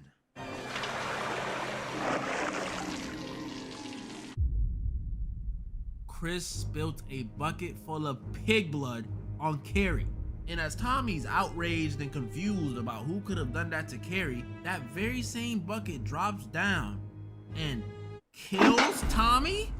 I know that sounds crazy because it's a freaking bucket, but this really killed him, y'all. Kill count said so. After being humiliated once again, having her prom day literally killed in front of her, and being laughed at once again. A thin metal bucket. And kind of like her mom said earlier, this was Carrie's final straw. And this is when the horror starts. Carrie closes. She just starts popping their heads with her eyes. Doof. Doof. Closes all the doors, changes the lights to red, and proceeds to murder everyone at the prom. And I mean everyone. She uses a fire hose full pressure to mow down some kids with water. Uses the water from that same hose to electrocute the principal and some other people, which starts a fire. She even kills the one person who always had her back Miss Collins by crushing her. This is so messed up and honestly sad. Because watching this, I want to be happy for Carrie. Because, you know, we seen how she's been treated by her classmates in the school in general. So seeing her get some payback, you know, it feels a little nice. But bro. All right, it's also kind of a stupid scene that she's just going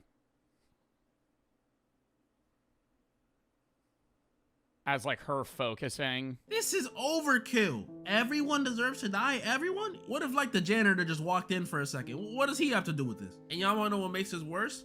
All that laughing we saw everybody doing wasn't even real. Like, yeah, some people were laughing, like the bullies and stuff, but majority of the people, and especially the teacher, were not laughing. It was just in Carrie's head because she was done. That means Carrie left a bunch of innocent people, including Miss Collins and Tom. Yeah, she murdered like 100 people. His body to be burned. That shot of her walking through the fire was cold though, I'm not gonna lie. But it wasn't even over there. Because after Carrie leaves the prom, you know, leaving it on fire, not only do we school shooter shit, actually. Wait, actually. See her kill Chris and her boyfriend by blowing them up after they try to run Carrie over. See, this one I ain't mad at. This one was deserved. But we also see Carrie arrive home. And I thought with the way Carrie was moving at the prom, she was just gonna walk in and blick down her mom. But no, it was actually the opposite. She goes upstairs and after washing all the pig blood off, she actually goes to her mom to hug her. I know you just massacred your— I think I need to go to the pray closet. Whole school, but poor Carrie. Mom, and you walk for like 3 minutes just under the rocket. Like it's a long rocket, but I'm seeing it on the ceiling, so you don't really recognize it. Except that's not the right comparison. Let's make the Statue of Liberty its actual size relative to the— Okay, can you put it next to like the Washington Monument? I feel like that would be a better comparison for me. SLS. So it's about the same size as the Saturn V. Okay. But it has the help from these. How tall is the rocket that— I gotta Google this. How tall is the Statue of Liberty? 305 feet. How tall is the rocket on Artemis 2? It says 322 feet. No way. That's gotta be wrong. Oh, it's around the height. Oh, okay. That was a sneak peek. I have no idea what that was just a bunch of B-roll clips. What was that? Steak was unbuckling his pants. Somebody was getting choked out. Hey, little bro. Just want to let you know I went on a date with your ex-girlfriend last night. Get out of my room, Billy. Hey, what's this? Dating your brother's ex-girlfriend? Is that how— that's got to be more up than like dating your friend's ex, right? Dating your— that's not even like a bros thing. That's like genuinely fucked up to try and date your siblings like ex or talk to somebody that your sibling used to speak to. Kid discovers mom is actually an alien. You won't believe it. Bobby, this is the dumbest crap I've ever read. You don't understand storytelling, Billy. It's a really compelling story and I'm gonna shoot it soon. I'm gonna make it. Ow. You don't even know. This is so hand. A camera, Bobby. You don't even know where to begin. And even if you did, nobody would watch it because you have 0 followers, 0 subscribers, and nobody would ever want to watch your stupid, pathetic little channel. I have good ideas. I just need the right opportunity. You know what, Bobby? I'm gonna show you what I think of your brilliant script. What are you doing? Oh, is he gonna poop on the ideas?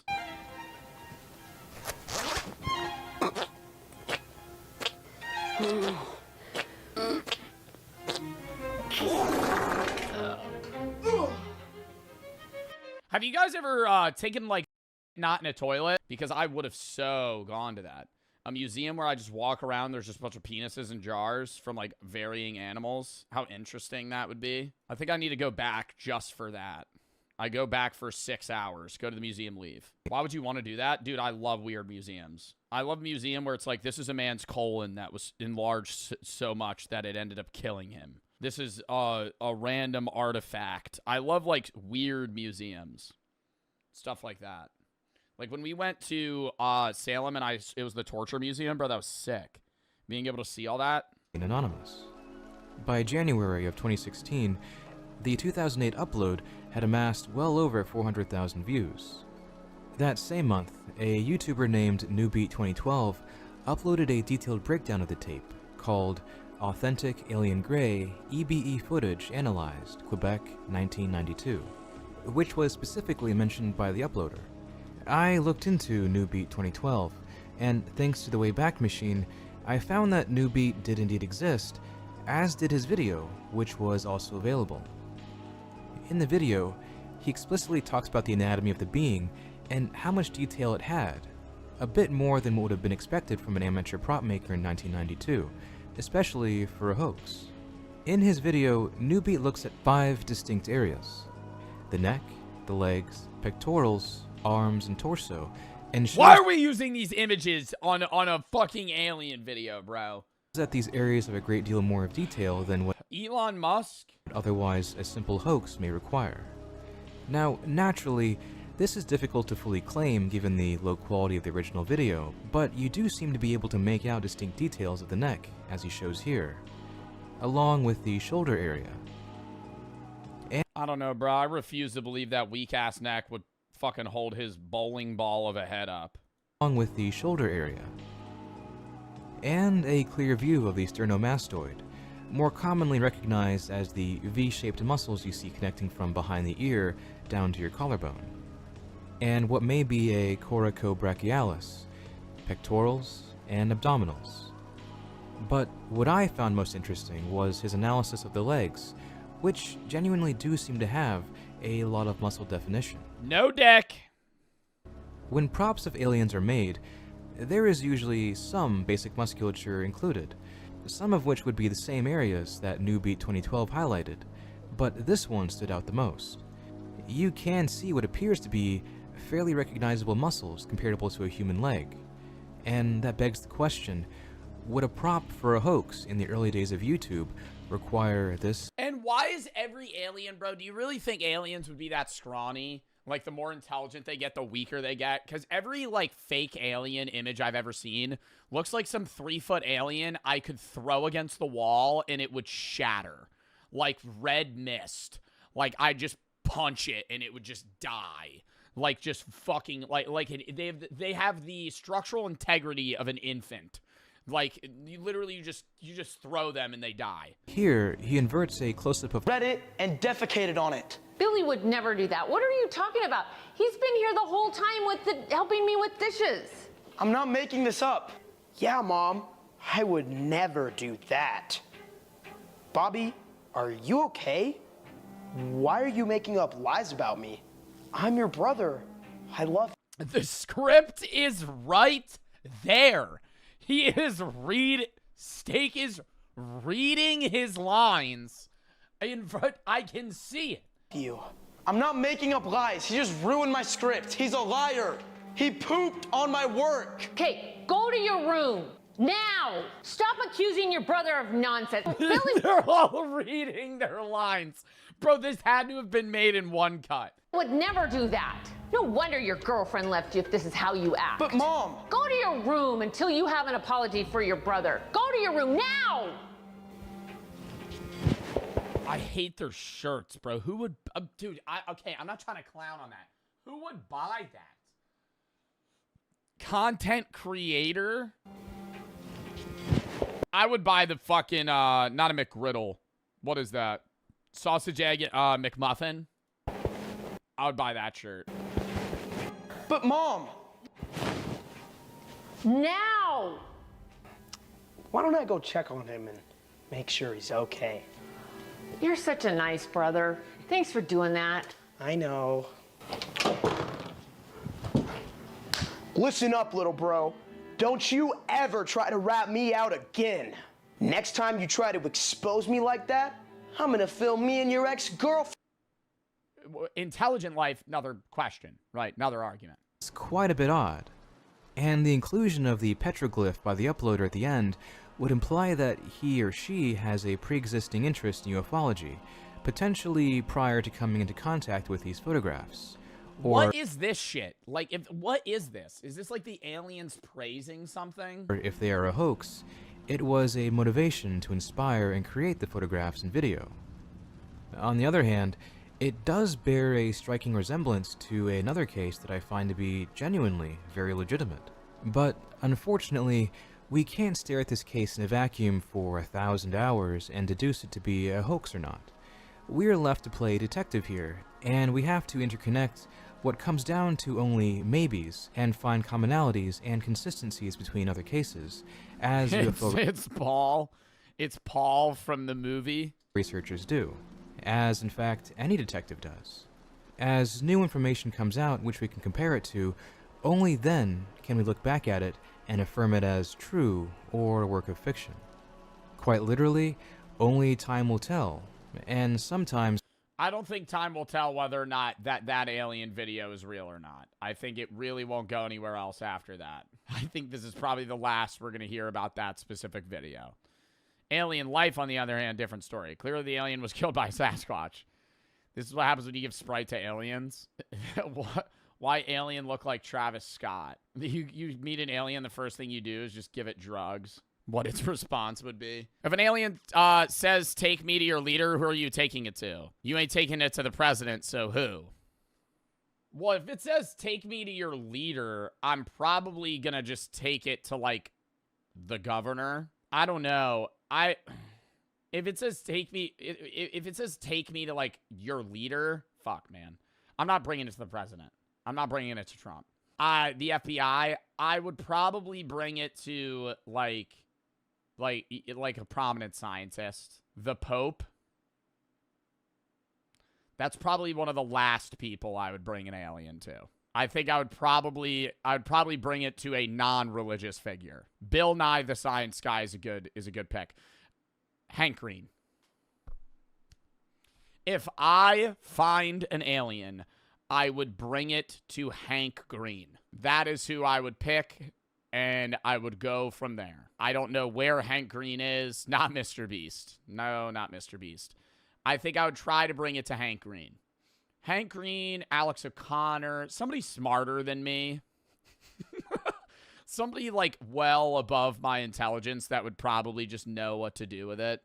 I don't think I would give it to Kim Jong-un, no. So anybody? I'm saying somebody that's, like, you know, gonna know what to do with it. All right, chat.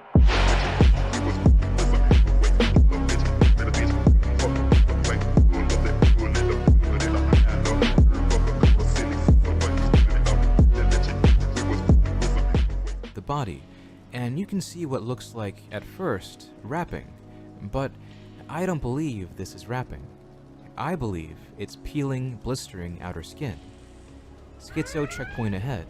A tinfoil hat is required beyond this point, because we're going in one level deeper. In 2023, an alleged whistleblower came forward on r/aliens discussing, in depth, the anatomy of gray alien corpses he studied on behalf of the US government. It became rather infamous in ufology circles for how detailed the science presented behind their biology was. This post was even covered by AJ from the Y-Files in a 1 hour, 30-minute stream on his channel, The Y-Files Backstage. The guy who posted it, whoever he was, or she, he reads like a man. Now, this case will get its own video, as I have a lot to say on it, but for now, I only want to pick out the crucial details and compare them to this case. This alleged whistleblower on Reddit wrote, "The gray skin that is often described in folklore is in fact a biosynthetic film which, likely, serves to protect the EBO, or extra biospheric organism, from a hostile environment. It doesn't provide effective protection against temperature changes, but it does offer adequate protection against the passage of liquids." What, so their skin's good for fucking protecting them from getting wrinkled in the water? Like, what the fuck does that mean? It's possible that this film confers other advantages, but my knowledge on the subject is limited. Under the gray film, the epidermis is rather white, and the texture is very regular and without any hair. So, from my perspective, it may be possible that this wrapping we see is the outer skin coming apart. In fact, a lot of the physical details of this corpse match this man's account. For instance, he also wrote, "The head contains 2 large, oversized eyes, 2 nostrils without protuberance, a narrow mouth without lips, and 2 ear canals without..." Yeah, mouth without lip in this situation. No, actually, if you were the mom and your brothers, or not your brothers, your sons were making each other eat their poop, what's the belt? Bro, that's like, I'd be like, we need to go to like some sort of guidance counselor. We need to go somewhere. Ask ChatGPT. You know, actually, that's a great idea. That's a serious situation, even if hypothetically, and it needs a very clear, calm, protective process or response. Children making each other eat their own feces is unsafe. It could be a sign of distress, lack of boundaries, or a need for adult guidance. Here's the appropriate safe course of action in that scenario. Stop the behavior immediately. Not with anger, but with firmness. Separate them and make sure they both wash their hands and mouth thoroughly. Check for any signs of illness, cuts, or distress.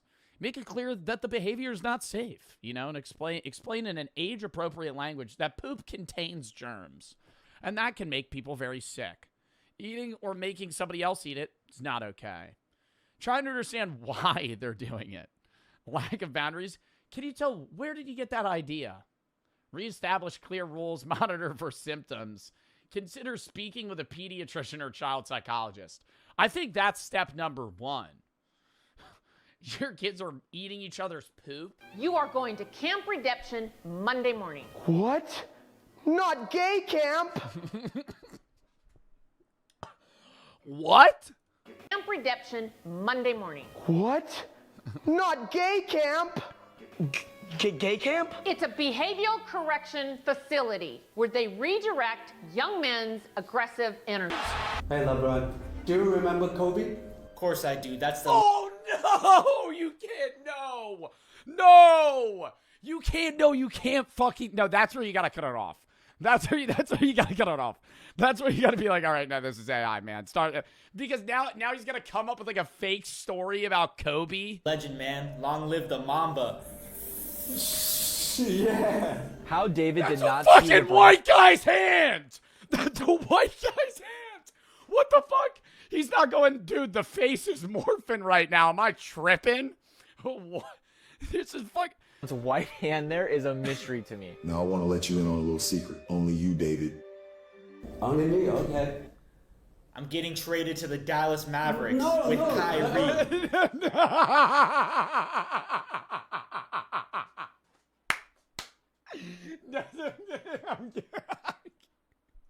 No, you can't. No, you can't live. I'm getting traded to the Dallas Mavericks. You sad? Sorry, dude. The Lakers runs over, man. The Mavs, bro, they're just picking up players left and right. Dude, Yeah. you just broke David's heart. This is David's 9/11. Please stay with us, please. LeBron, you can't leave me with the Luca. You don't like Luca? He's a fat.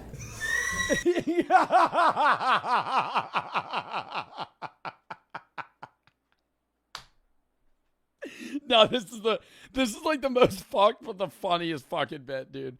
You don't like Luca? Nah, dude, he's put on a few pounds. All right, Johnny. I don't know how you did it, but you did it. Your 5 minutes is up. All right. Peace. Ha ha. Alright, see you later, bro. See you.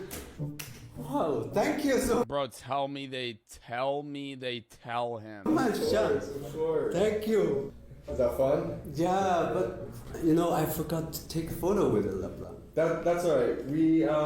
I actually have a third surprise for you. Too much. Oh no. Nobody knows what it means. I still don't either. I think we can fucking ban that guy too. I don't even think I let him back in a chat. 6-7.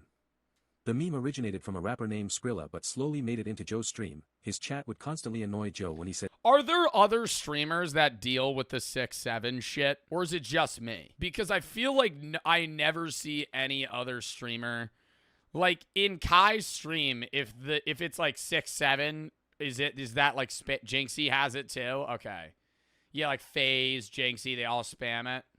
Queso's too? Really, in Queso's chat they do? You think Queso gets annoyed by that? Probably not. That motherfucker's like resilient to rage bait. Actually, he spawned in with perks against rage bait. Like, he'll feed into it sometimes, but you can tell he doesn't give a shit. at 6-7 and caused some funny crash outs. 6-7 is rampant in his chat and present day is banned.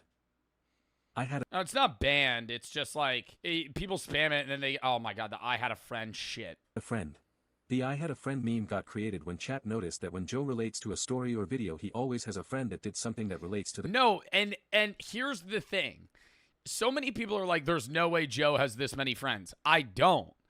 When I say I had a friend, I'm just not naming. Why would I be like my friend Steve, right? Because that's just pointless. Like, I would just say I had a friend. But everybody assumes that when I say I had a friend, each individual story is about a different person. I had a friend is like one of 9 people.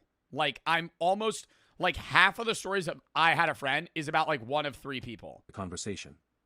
Like, for example, if a chatter or the video he is reacting to says that a high schooler broke a world record for the 100-meter Oh god, I look like such a fucking cornball in that. Oh my god.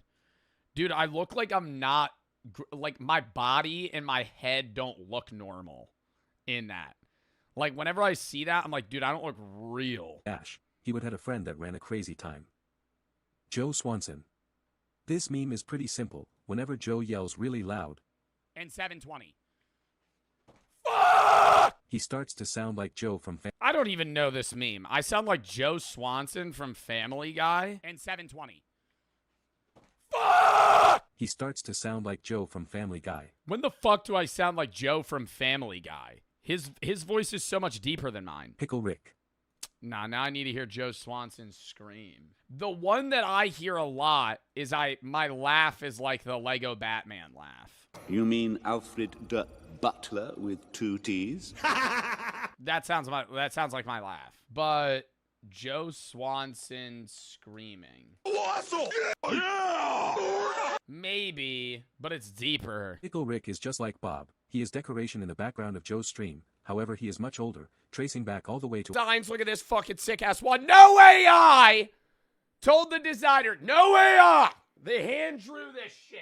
Or, well, not with, like, pencil on a computer. Anyways, where's the fucking long sleeve? Another design. Here's the front. Here's the back. Check it out. There's more stuff as well. I'm just showing you small things. JoeBartoloziStore.com. I don't know why I'm out of breath. Editor, I'm sick. Joe Bartolozzi Store. I said my last name wrong. JoeBartoloziStore.com. Check it the fuck out. See ya. It's in. At a nightclub. Big dancer? Sometimes. Who's the better dancer? She is. The machine's not working right now. I'm gonna just go check the outlet in the back, okay? Okay. Just like 1 second. Okay, so while Johnny's in the back, our AI wizard is making... Doing this to old people makes it, like, funnier, but also more fucked up. You know? Because they're no part of them is gonna understand what's happening. Like, if you did this to, like, a 30-year-old, they'd maybe fall for it for, like, a minute, and they'd be like, bro, that's a fake video. Like, that's AI. Like, an old person's just gonna be like, I'm getting duped. You're bamboozling me. This is a con. Co is stealing. We just got it. Let's see it. That's sick. Okay, Johnny. Sean's sending you that looks so real. Video right now. Go get him. It's so much easier to fake the AI security videos, too, because it's like 480p. So it can look just like a little lower quality and not as realistic, and people still believe it. Be so for real. What? Be so for real. Be so for real. Be so for real. You stole that fucking Reese's Fast Break, didn't you? You snuck that thing in your pocket, you dirty dog. You thought you'd get away without paying $1.95 for that fucking candy bar, didn't you? I'll give you a chance to, like, admit it if you want. What are you talking about? I bet you fucking stole some other shit. All the way around the back. I bet you stole some 99 banana shooters, didn't you? Reese's? What Reese's? No. The Reese's in your pocket? No. Dude, this guy's about to lunge at you. Stealing a rhino pill? I bet you stole something else from the top shelf, didn't you? You see those honey packets next to you? There's only 8 of them there. I knew there was 9 before you walked in. He's gonna get his ass beat. Can you check your pocket? Why? What for? I just have a... Oh my god, no, I feel so bad for this. Do you think they tell him it's a prank after? They have to. feeling that you stole something. Oh my god. Got him. We fucking got him. What the fuck is this? You tell me.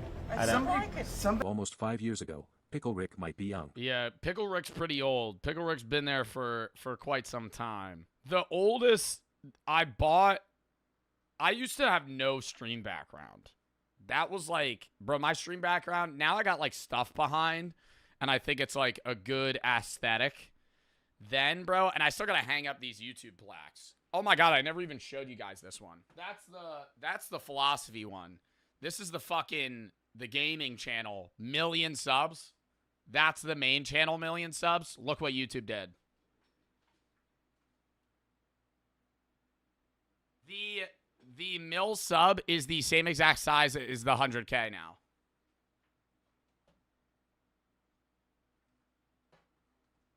And then this 100K one is like,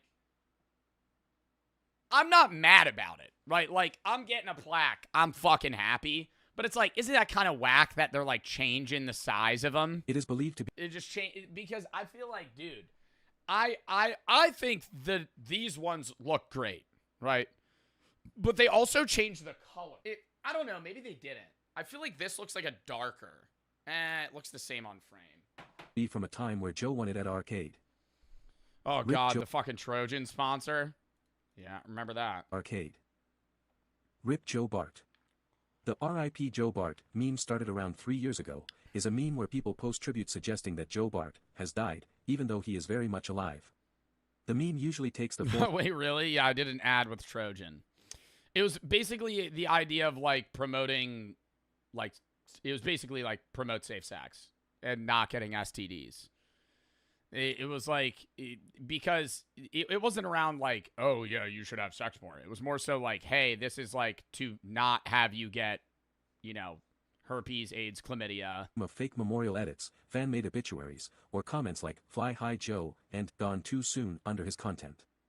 Joe would react and rage that he is alive, but his followers kept saying that someone is using AI to react to these memorials. Skin of a goose. I think Skin of a Goose is less cringe than when I said gang. When I was like, bro, come on, gang. And it came out, and I was like, nah, I look like such a cornball saying that. Skin of a Goose, you're just a pea in my bowl. That one I will stand by the fact that diss makes sense. That makes sense. If I say you're just a pea in my bowl, that's a valid statement. How?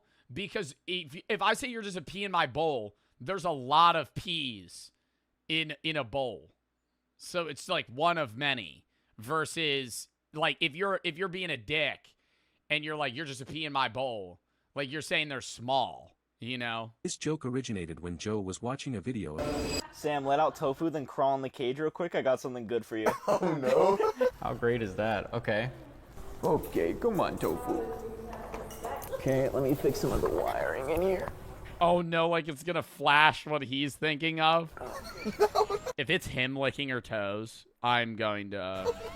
Yes, no. Yes, yes.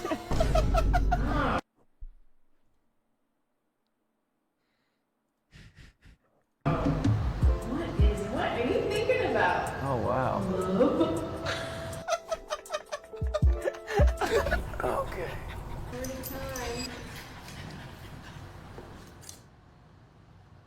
Oh my god. Now, see, now we're skewing it a little bit. It's the height of the Statue of Liberty with the big rock part at the bottom. Look.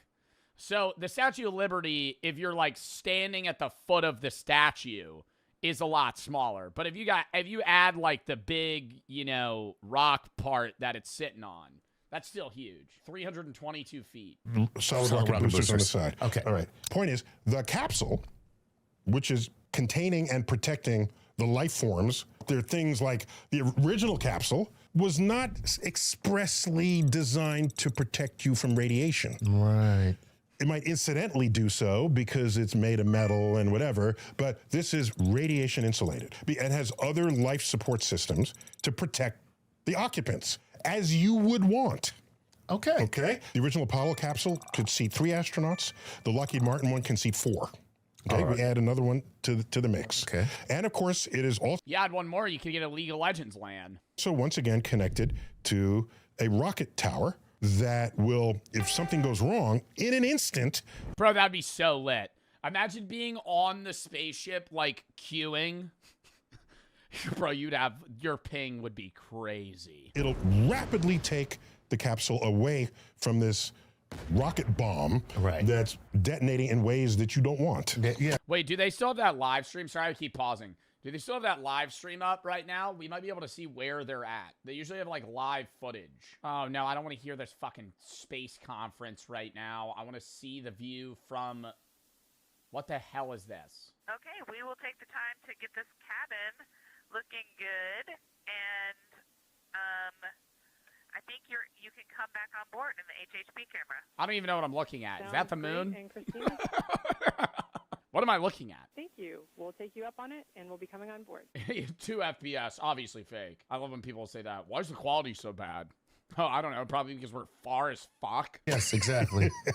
So it's cool. It's good. It's nice to have a little ejector button. Ejector button. Exactly. Yeah. Exactly. In a way, the most important part of the whole rocket. Definitely. AI. Because you in it. I was going to say, that's where the people are. That's where the people are. So Artemis 1 flew the entire kit and the caboodle to the moon, and it landed in the ocean just... What the hell is this flight pattern? Why did they do that? And it landed in the ocean just like the old days. Yeah. With splashdown. Splashdown with 3 parachutes, and there was the capsule, and landed right... There is a 1982 movie where we follow a group of girls who, unbeknownst to them, are being stalked by a serial killer. And I gotta say this now, if it's something these old movies had, it was that nudity, bro.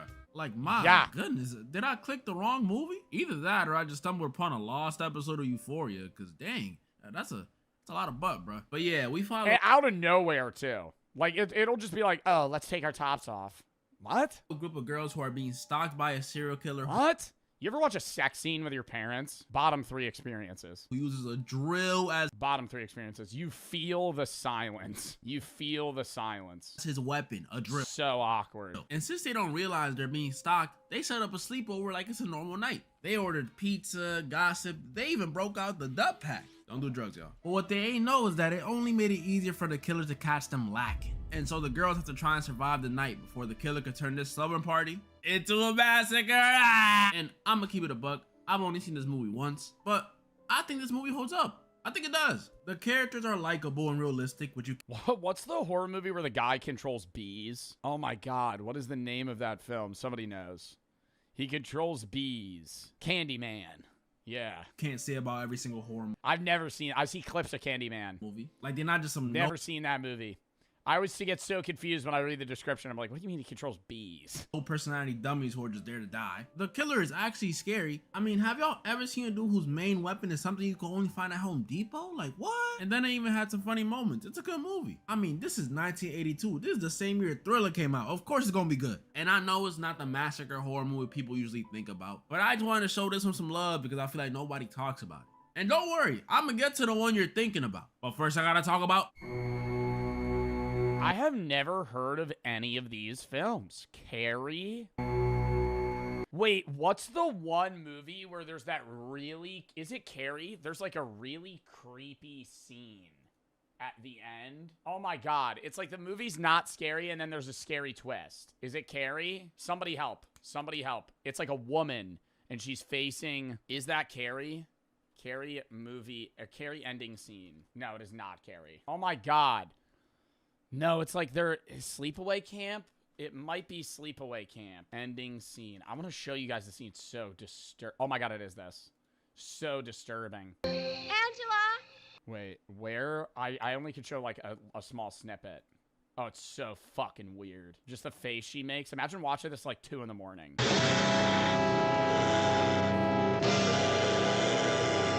can it be? Terrifying. Terrifying. Oh my God. Scary as shit, dude. It's like a skinwalker or something. It just starts going for like 3 minutes. It's not scary, it's uncanny. I think uncanny shit's the scariest. Oh my God. There was one movie I watched in 8th grade as a part of class, and it was super fucking scary. Again, we're going to do another game where I describe the movie and you tell me what it is because I don't remember it.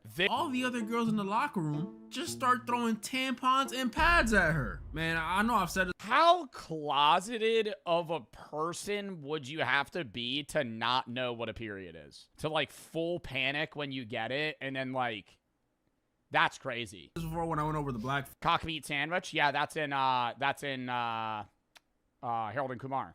Somebody said a child, question mark? Well, I'm saying your parents would teach you about that. Like, she has to be, like, a religiously closeted family for them to not tell her, hey, you're probably going to get a period at some point. Bullying is bad, but 70s bullying gotta be the dumbest shit I have ever seen. How you gonna bully a girl for something y'all all do? All of y'all. I don't care how crazy she reacted. I'd flip out too if I didn't know I started bleeding on my freaking weenie once a month. Thankfully, Carrie's gym teacher, Miss Collins, interferes, telling the other girls to leave Carrie alone. And then she slaps Carrie to calm her down. I'm telling y'all, the 70s was wildin'. But amidst all this chaos, we saw two very important things happen. One, while Carrie was panicking about her period, for some reason this light bulb completely shattered. Like, completely.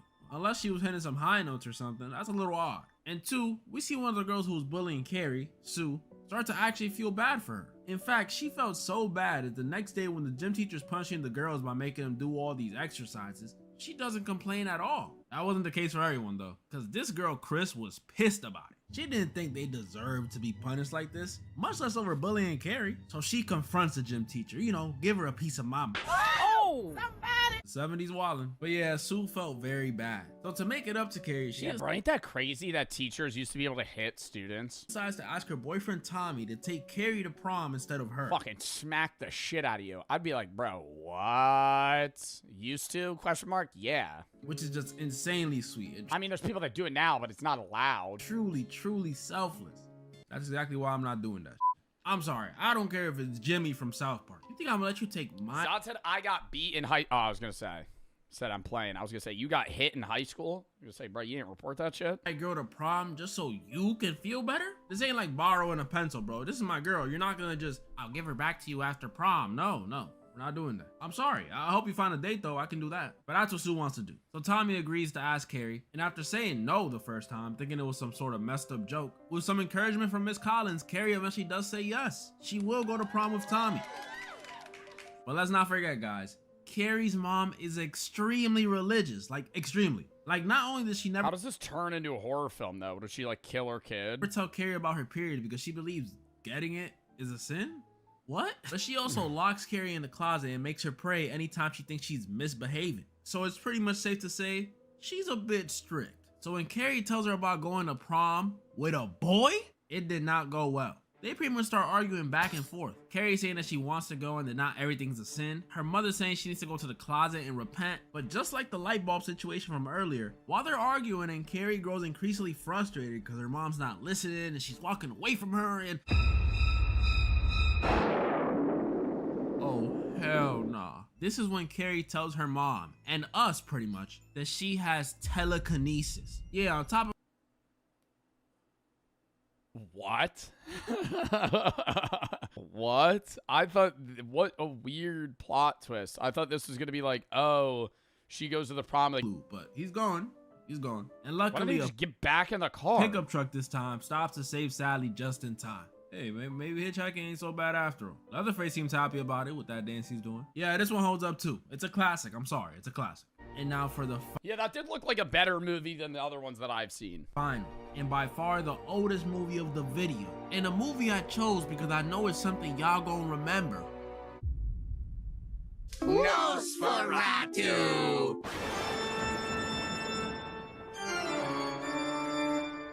I know y'all recognize this guy.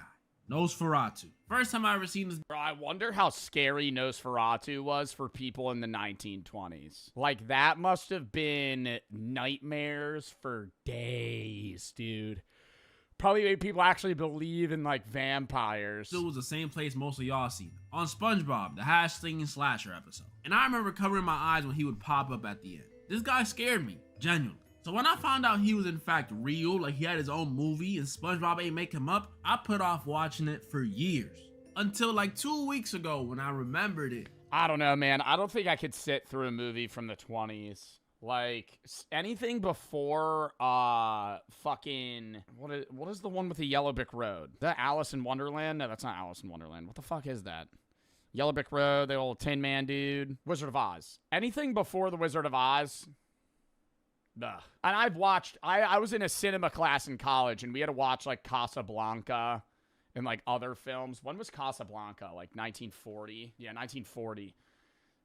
It's just bad. I think movies from that era are just, like, shitty most of the time. Like, I didn't dislike the film, but I'm like, hey, this would be a lot better if this movie wasn't, like, 80 years old. Googled it and found out, bro, this movie's over 100 years old. 1922. To put that into perspective, when this movie came out, The Roaring 20s, bruh. Queen Elizabeth was in her 40s. Okay, I'm joking, but she was almost born. That's crazy. And even explaining like that, I don't think y'all really understand how old this movie is. Guys, this movie is so old, it's a silent film. Like, no dialogue. Oh, that's even worse, dude. I've watched, like, 10-minute silent films before, like, comedy ones. Oh, my God, the humor was terrible. It was literally, like, slip on a banana peel humor. Dude, if you watch, like, an old 10-minute silent film that's funny, I'm sitting in a quiet room just watching a guy, like, mime jokes. This is fucking awful. Like Charlie Chaplin, yeah. Slapstick comedy. I understand older Pete, like, you know, a while back, like, humor's been subjective and humor evolves over time. Who put this rope here? Well, there's a rope that goes up. We're supposed to climb that. Really? Yeah. That's a Walmart rope. Not even sure what it's tied.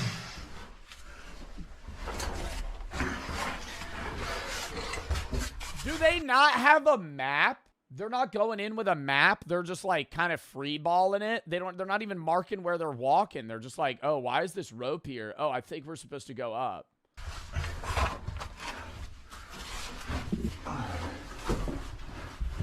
This is crazy. I know. Do you think they're gonna get stuck at some point? This one's really hard to climb.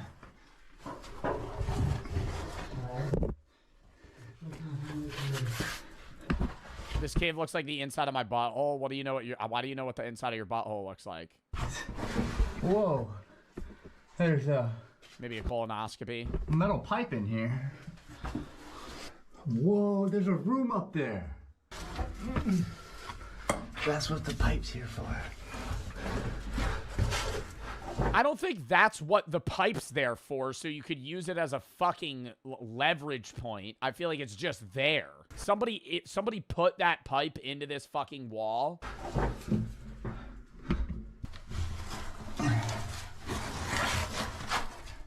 Okay. I'm up. Okay. Whoa, it keeps going. Oh, his body barely fits that he needs to drag the other guy. And they're going to have to go back down that way. Whoa, that's awesome. I can't wait for on the way down. He's like, dude, you got to kick my shoulders. I'm stuck. You got to fucking wedge me in here. Yeah. You got to push me into this like a trash can that's a little bit too full. You got to pack my body into the hole. Oh, no. I don't know if we can make it. It's that tight. We're gonna have to take the helmets off for sure. Oh, yeah, what could go wrong? Okay. Helmets down. Oh no, I don't think we're gonna make it, dude. But this is gonna be there. Yo, getting stuck down there with no flashlight would be horrible. It would be pitch black. Like, you wouldn't even be able to move. Whoever finds it, it's yours. Alright, I'm climbing out. You'd shit yourself, but you'd have to be, you literally, if you only had your headlamp and, like, no iPhone, no other phone light, and that was the only means you had to come down and up, and you make it to the bottom, and then your headlamp dies, you're either A, waiting for somebody to come get you, or you're dead. Like, that's the only options. Like, you wouldn't be able to traverse this cave in the dark. Because it would literally be pitch black.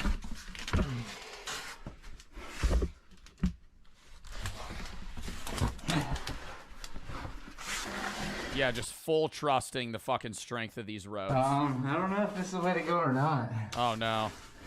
Stop. You see something? Oh wait, I think this is a wall sign. Shout out to Mike Exit. Okay. Oh, it's just another shout out. Yo, imagine they're like, dude, we're lost. Where are we? Out of nowhere, they hear do do do do do do do do do do do. Mike.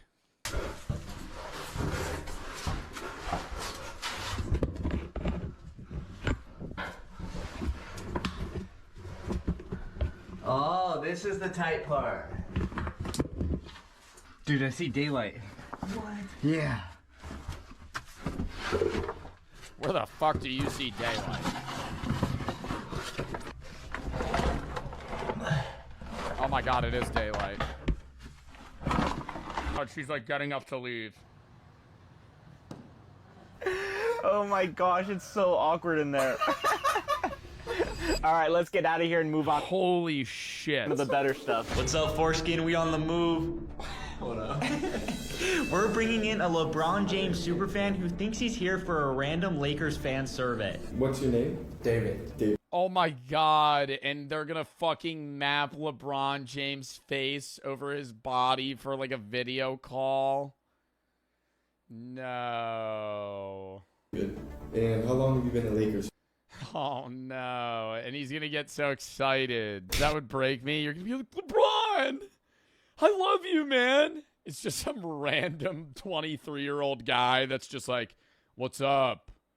Heard you're a big fan of basketball and me. And who's your favorite player? LeBron James. But really, he's gonna be surprised with LeBron James himself. Well, sort of. Whoa, this is crazy. Look at me, foreskin. I'm the GOAT. Bro, that looks so fake. No, that doesn't look like a Sora video. That looks like some... Nah, this guy they're pulling random people off the street that have never had a fucking iPhone a day in their life. Like, you're telling me you're watching this, you're like, oh my god, that's LeBron James speaking to me. I'll be in a completely different room speaking to the fan virtually while the AI genius is turning me into the king himself. Will the superfan catch on that it's AI? Bro, they gotta dumb the video footage down and make it look like a box of a Zoom call. Wouldn't that be better? Like, zoom the camera real close, have it just be chest up, and make it like 480p. And then it would look like LeBron James. That would be so obvious. No, I feel like this is more obvious. I don't have a line. All right, I'll be in the trailer reacting to this because Johnny said he'll break character if I'm in the room with him. The goal is to keep David on the phone for 5 minutes with Johnny, and if I'm sorry. To absolutely nobody. It's on camera, so like you'll buy it. Bro, I would just say, yeah, I'll buy it, bro. Oh my god, it's like a fucking $3 Reese's cup. I'd be like, yo, I'm just trying to get the fuck out of this store. Holy shit.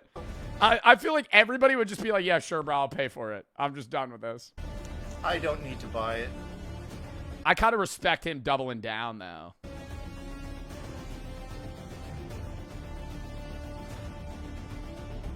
I think they're going to tell him right here. Oh, okay. I mean, you can have it for free because we're just joking. You can put it on credit. This is an AI video. We're just messing with you. We're sorry. Yeah. We didn't mean to scare you. We're sorry, man. We have a bunch of cameras all over. I didn't mean to scare you.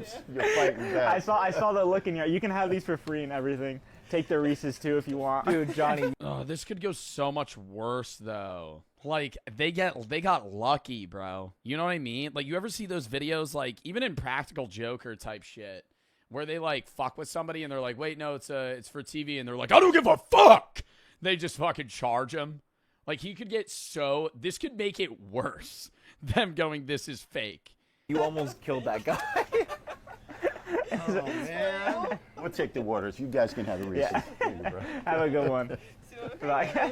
You got it. Yeah, take your waters. Go too. ahead. Yeah. You can have them. Yeah. Take your waters, bro. I'd be like, yo, you get a free bottle of alcohol.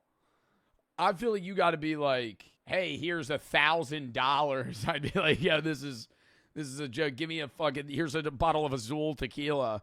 Good one. He's Sorry not about a that. meme. Just saying. Yeah, really. Getting ready to have a heart attack, huh? Yeah. He's so not a meme. Okay, I say that worked pretty well. We still have some crazy But do you think they they're not gonna question like, oh, this is for a YouTube video? ass bits coming up. Like, do you think they've seen this video at all? I always wonder that shit. On to the next. Okay, that's not even AI. On to the next. AI pet translator. We have people coming in to participate in a new study where for the first time ever, you can literally see your pet's thoughts on the screen. But little do they know, we control everything. Full disclosure, we've been pranking people all day and the reactions have been pretty trash. We have one more woman. And they believe this? Like, no, this actually makes me upset. There's there's like random civilians that walk in and they're like, hey, ma'am, we're going to be able to translate your dog's thoughts for you. I'm gonna record this just so I can get everything documented, okay? Okay. So, my name's Sam. Hi, Sam. Kimberly.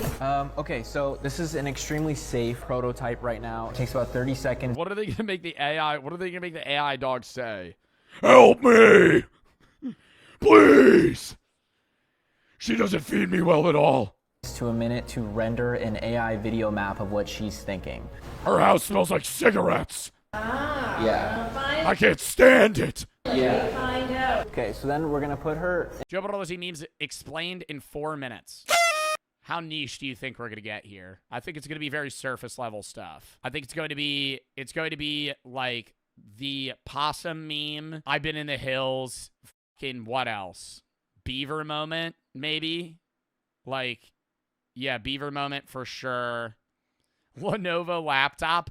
I don't even know if that counts as a meme though. That was just from a random Mr. Beast video where he just kept shouting out the fucking Lenovo gaming laptop powered by an Intel Core CPU. Dead possum. The joke originated about a... Oh, this motherfucker made it like AI. 6'7". That's not even a Joe Bartolozzi meme. That's just a meme in general. Bob. Dead possum. The joke originated about a year ago. Bro. Bartolozzi, you should have paid a Fiverr guy $5 to... I would have fucking voice acted this for you. When Joe was yapping about being at a nightclub with friends and said he would pull out the dead possum to throw. It's possible he said this because of his previous rant about dead possums on the side of the road. The dead possum meme originated when me and my friends had an idea to cover one of my friends in deer piss at a nightclub and see how long it would take for him to get kicked out from smelling bad. I know it's LAI, chat, but I still want to watch it. But yeah, originally the plan was that we were all going to go into a nightclub and then and my friend would have a diner ketchup bottle full of like deer piss, which smells really bad.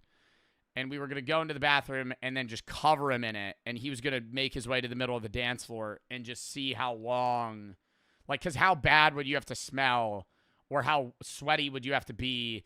That was the hypothetical, like kind of panning off like how wet would you have to be to get kicked out of a Walmart? Like there's no real gauge. It's kind of just like probably sopping wet, probably like covered in water, right? So then panning off of that, how wet would you have to be? How sweaty would you have to be to get kicked out of a nightclub? Or how bad would you have to smell? And then it was the dead possum. Uses this phrase rarely when he is talking. Yeah, I'm gonna turn it up a little. The AI is talking mad slow About being in a public space. Bob is a boxing dummy bought by Joe about 3 years ago to put behind him. See, what are these fucking images you're throwing up? What is that picture of me? Bob originally did not have an accessories, but slowly Joe added some. Yeah, Bob's wearing the Jägermeister glasses, the Joe Bart beanie, and the TwitchCon badge now. He's got a bit of a persona. He used to be just naked in the back.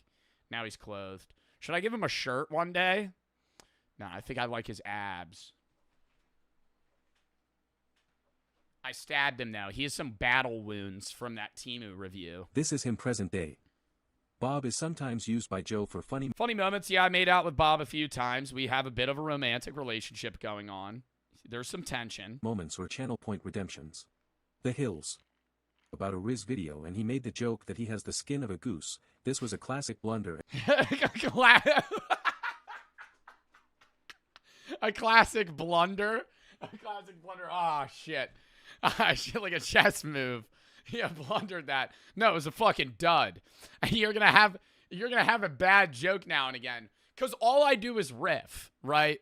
Like, I know a lot of you guys joke that I pre-watch videos, but like, I'm just saying what's coming out of my head. So sometimes when I'm like yapping, I'm literally saying a joke, and halfway through the joke, I don't even know what I'm gonna finish the joke with. And so when I was like, yeah, I actually have the skin of a, and then I paused because I didn't know what to say. And I was like, what has smooth skin? And I said a goose. But I've never even seen a goose's skin. It was stupid. And Joe's chat made fun of him for it, making it a meme. Yoo-hoo, it's a la boo. They should do this with Jinxie. This is why we clash. Yoo-hoo, it's a la boo boo, bro. Boo. The La Boo Boo meme started when a TikToker named Juicy Jacob posted a video of him going to public spaces and having a La Boo Boo on the end of a fishing rod and tries to get women to grab the La Boo Boo. The reason why this meme terrorizes Joe is because Jacob sounds like Joe, which makes viewers think it's Joe and flood his comments with La Boo Boo jokes. Thanks for watching. It is eerily similar. He sounds just like me. Like, it's creepy. I don't know a lot of people that have my oddly nasally voice, but he does. And I'm not dissing that. Show it. You've seen it, bro. It's because it's you. It's not me. I think the biggest telltale, and I'm not going to go on a rant about this. I think the biggest telltale that Juicy Jacob is not me is he is very religious. Like, he talks about Jesus in his comment sections. Now, and then there's some people that are like, that's Joe under disguise. Because it would be like, the last thing I would do is probably be like outwardly religious, right? But still, Jinxie said it was you. Oh, then it must be me.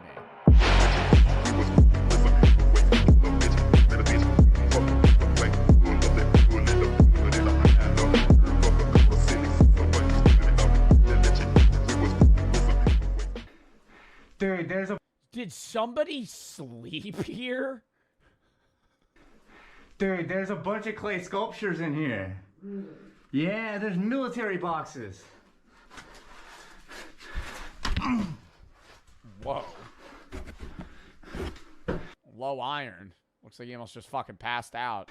And a rope that goes up. And a Jesus shrine. What? Somebody brought a no parking anytime sign down here. These people are crazy. These people are crazy. This is fucking utter insanity. This guy, he went, I'm going to go caving. You know, I'm going to bring this sign. I'm going to steal the sign. I'm going to bring it down here. I'm going to post it up. Maybe do a little clay sculpting while we're down here. Shit in a bucket.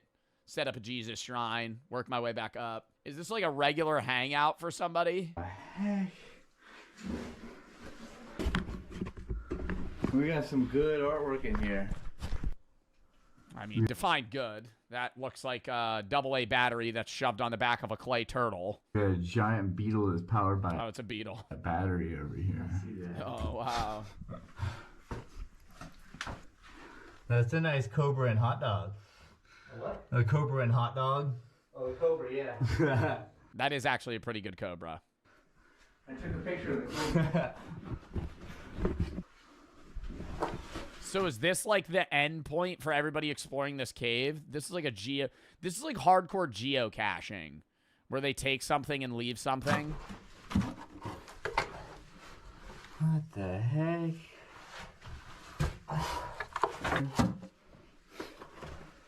What was that? It's like a shrine. I know. And then a classic rope that goes up to who knows where.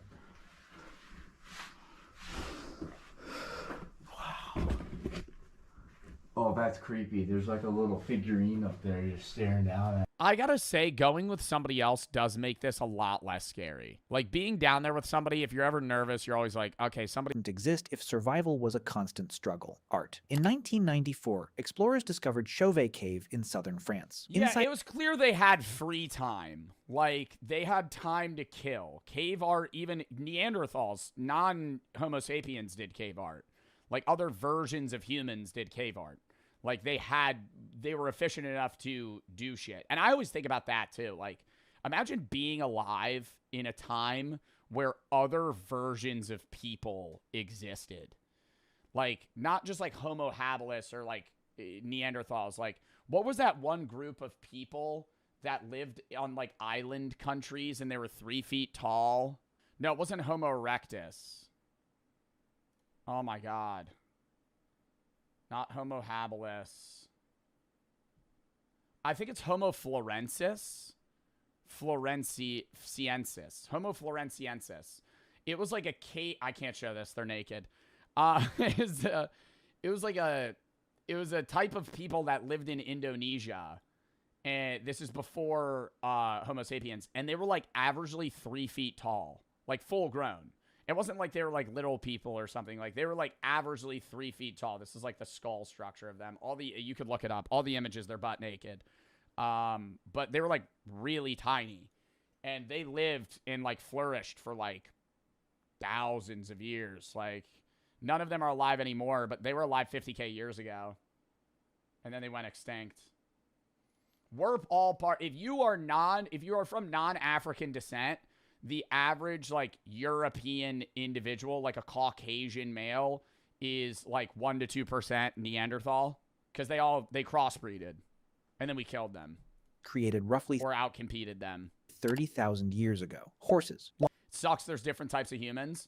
Well, I think it would ground people more if there were different types of humans. I think we hold ourselves at this higher... The shade and talk. They play with children. They groom each other, picking through hair, reinforcing bonds. They make... If you're an earlier human, your chill time is the equivalent of being just like a more evolved ape creature. Jewelry from shells or beads or animal teeth. They carve designs into bones or stones. They nap. Anthropologist James Sussman documented that among the Juhuansi, adults spend roughly 6 hours per day in what he called social time. Not working, not sleeping, just being with other people, talking, laughing, telling jokes, because in a world without money or police or written contracts, your survival depends entirely on your relationships. If people don't like you... Yeah, but like when was there a fully spoken language where people were communicating in that way? What was the earliest spoken language? Well, I don't want to say an official language.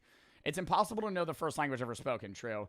Spoken languages leave no physical artifacts. Linguists estimate human speech emerged between 50,000 and 150,000 years ago, long before the invention of writing. Yeah, because written, that's where you're going to know is through written shit. Like Sumerians dating roughly back to 3400 BC, widely considered the oldest known written language. But even then, so say like 50,000 years ago, they had a definitive language they spoke to each other. Yeah, they just fucking chopped it up, just fucked around. But, like, what stories is there to do, you know? Because, like, when you hang out with your friends, you guys live different lives. You meet up. You have stories to share, things to talk about. If you're in a hunter-gatherer society with 8 people that you live with on a daily basis and you are around them all day, every day, like, what is there to talk about? You're not giving each other hypotheticals. You're not having fun, like, ooh, what ifs? What do you think about this? Oh, pop culture stuff. It's all just about, like, chilling and fucking, oh, food. Maybe that's where, like, earlier religions and, like, beliefs took place because they would talk about that. Like, what do you think? Like, philosophical shit, but, like, more surface level. But I feel like it'd be, like, very shallow conversations, yeah.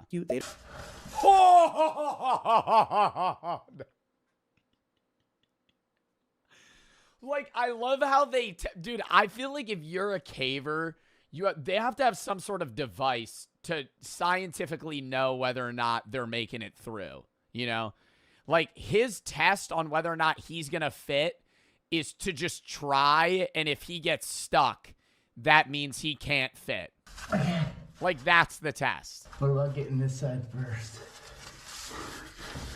Oh my God. Stop. Dude, and just dragging your fucking open skin across these sharp rocks. Okay. Yeah. I would never do this with this guy, but I would love to, like, just listen to him just tell me about, like, some story, you know? Around a campfire, he's like, there was this one time I was in the ass twister. And when I tell you, dude, I was fucking standing, I was in the cave like this. and I couldn't move. So every time I had to move, I would have to even turn my head. It was like, it felt like my neck was going to snap up. I would go, and then I would drag myself. And I would drag myself. Dude, it goes up. Like to watch him reenact it. Keep going. Yeah.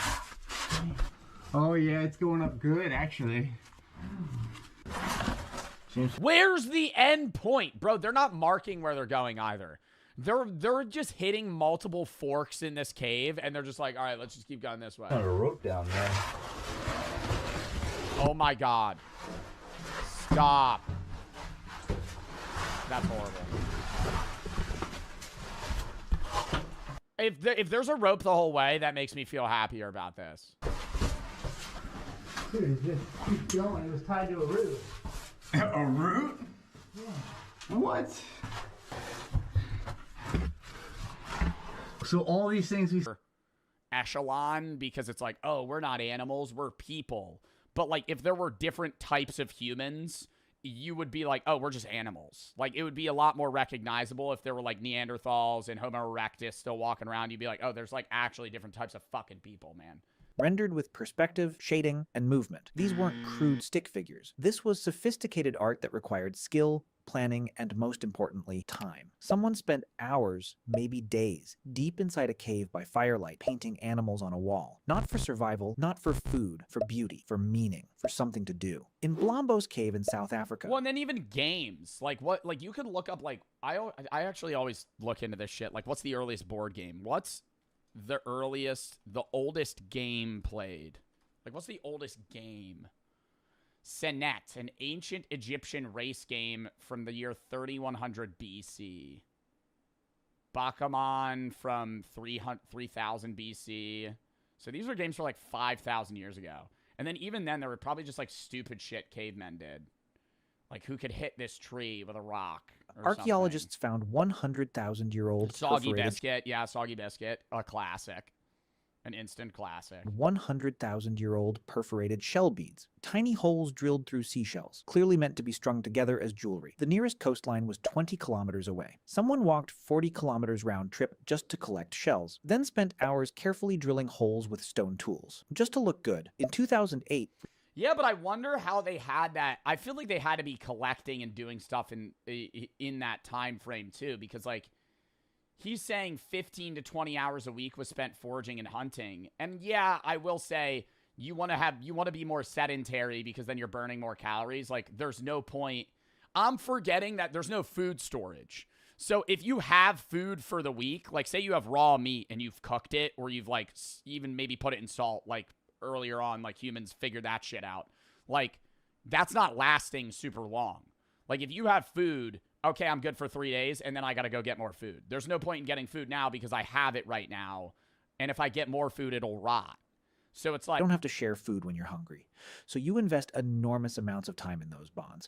Not because it's productive, because... They took shrooms and got geeked? I mean, we watched a video about that. Yeah, earlier ancient humans did get fucked up all the time. Because it's how humans stay human. Then the sun sets, and this is when something remarkable happens. In 2014, anthropologist Polly Wiesner analyzed hundreds of hours of conversation recordings from the Zhuhuanzi. During the day, conversations were practical. Who saw animal tracks where? Which plants were ready for harvest, complaints about someone not sharing fairly. But at night, around the fire, 81% of conversations shifted to stories. Myths about how the world began, tales of ancestors who did impossible things, jokes that made everyone laugh, adventures from far away. Wiesner argued that this is where human culture was actually born. Gods, spirits, the past, the future. Things you can only think about when your stomach is full and you're safe. And people didn't go to sleep and stay asleep the way you do now. Historical records from medieval... I mean, yeah, even earlier, like, more... Like, philosophers in the thinkers sense were all just rich people, bro.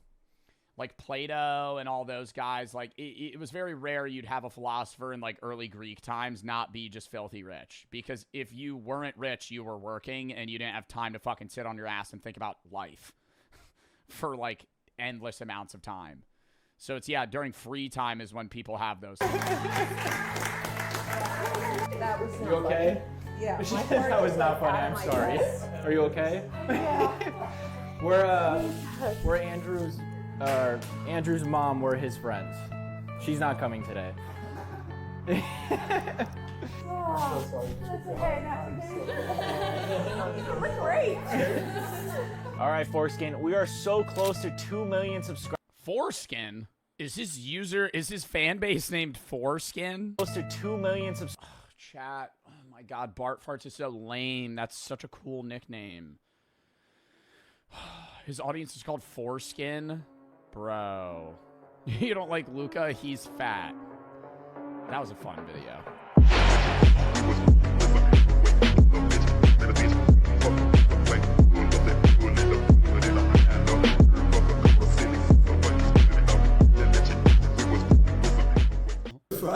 We were able to get our hands on 2 tickets to the next Lakers game when they play. Oh, are they act? No, that would be so nice. That would make it better. That would make it better.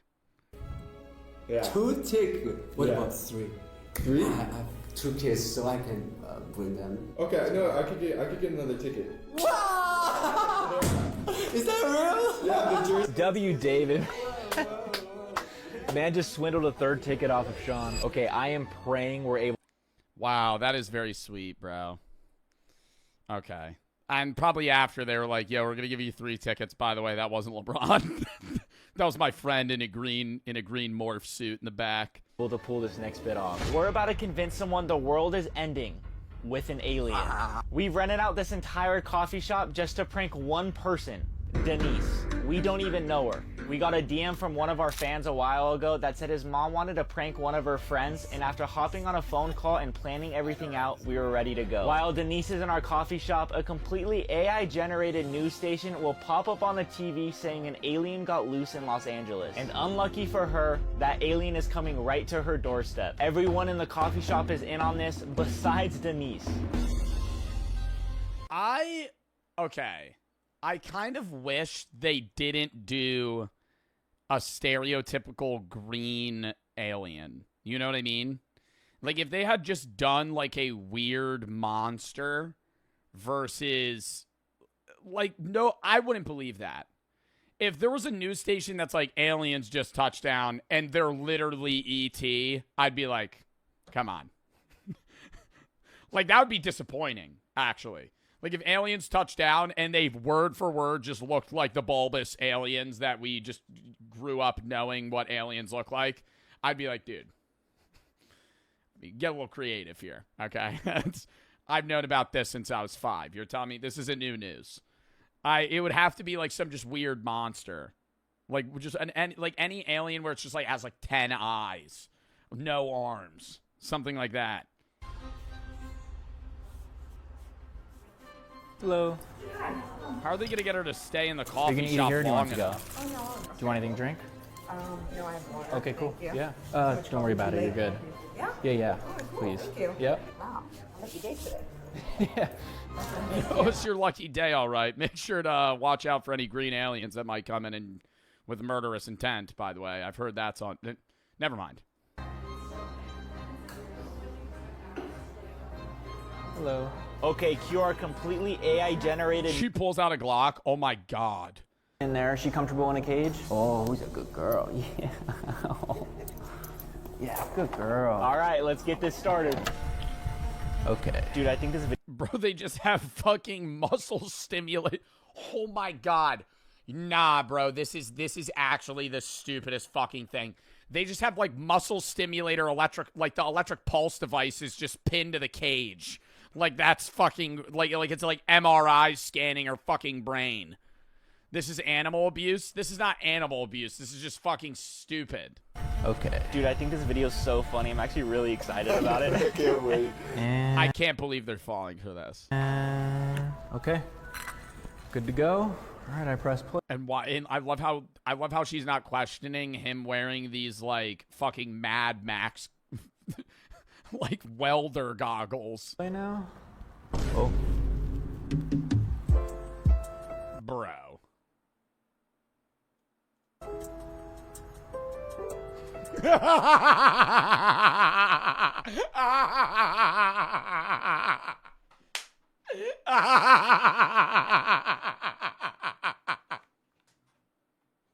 It's just like, bro, I thought it was gonna be a video of the dog just talking. It's It's just AI videos of the dog licking her feet. That is so fucking funny.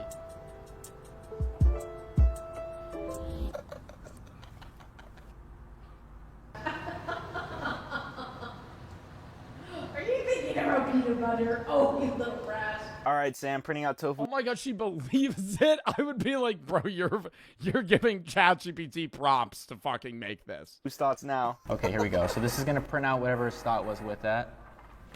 I am so. Oh my god, no, that would be really funny if they just kept like they should do it where it's like semi-realistic, where it's just like them running in a field or chasing a squirrel to like the toes, and then it's like, okay, no, this is an image of what the dog's thinking about. It's just like an image of fucking Will Smith. Or just some random actor. Like fucking nothing to do with anything the dog has knowledge of. Lonely and want to feel. I'm so lonely and want to feel something. Something. I am so lonely. No one talks to me. No one wants to be my friend. They think I am unstable. Well, that makes sense. Somebody put it in my pocket. It was just you.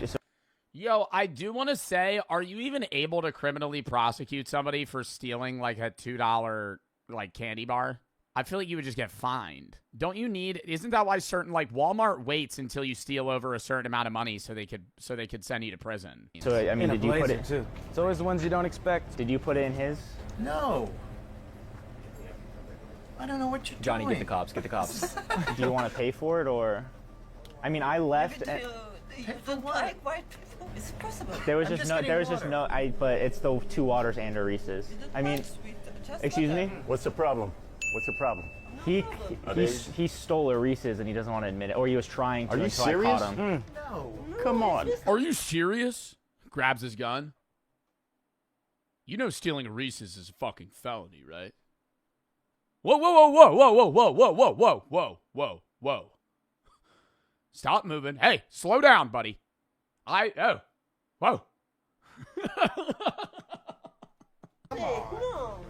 Look how you're dressed. Look at you. What's wrong? Credit card maxed. Look how you're dressed. Why are they making fun of He him? tried to slide the We're Reese's gonna in his take pocket all Turn smooth. around, ma'am. Resisting arrest. Video. This is out of grade. I know. I don't. I have it on video as well. How do you have this on video? We're gonna check you out. I don't understand. You know what? Sorry. Oh, come on. This is some kind of crazy setup. I don't know what But like that's God, it worked. It worked. Yes, that's me, but So I went to the back and I was just because I had like a. Bro, I feel like they could sue these guys. I don't. At what level is this like a prank? Sus feeling about him. I didn't like his aura, and I checked the security cams and Like, he are they actually handcuffing them? slid a Reese's in his I don't know pocket. how. You want to hook him up? to get water. Huh? You want to hook him up? want to hear it. Yeah. Back here, too. If you guys issue an apology, I'll let you go. Issue an apology. Put a formal video. I'm so sorry for stealing that Reese's. Dude, I haven't had a Reese's cup in so long, and the package looked just right for the taking. Just say like I'm sorry for stealing your An apology. Reese's. What do you think? I'm sorry. For That was like the biggest rich guy. I'm sorry. Johnny's able to pull that off. I owe him $20 because I say no way. I got you. What's up? I heard you're a big fan of me. Like, what is he gonna say to him? Phone, Johnny, the 5-minute timer starts now. Well, I have a little surprise for you. That's enough. No, the surprise is enough for me. Go ahead. Cue LeBron. Cue LeBron. Wow. Hey, what's up, David? It's me, LeBron James.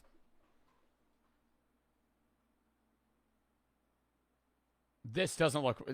Dude, I hope that he doesn't fall for this. Hey, LeBron. Wow, you know my name. Calm down. Oh my gosh, he believes it. No way. How, bro? Is he talking to me? Yeah. Wow. Hey, I'm David. Where you from? Second. What the fuck? Why would he be standing like that? What, he's just like, hey, David, Heard you're a huge fan of the Lakers, man. Really appreciate the support for the team. Love that you're repping my jersey, by the way. What? Where are you from? I'm from California. Actually, Last time I was there, I had bubble guts for days. oh yeah.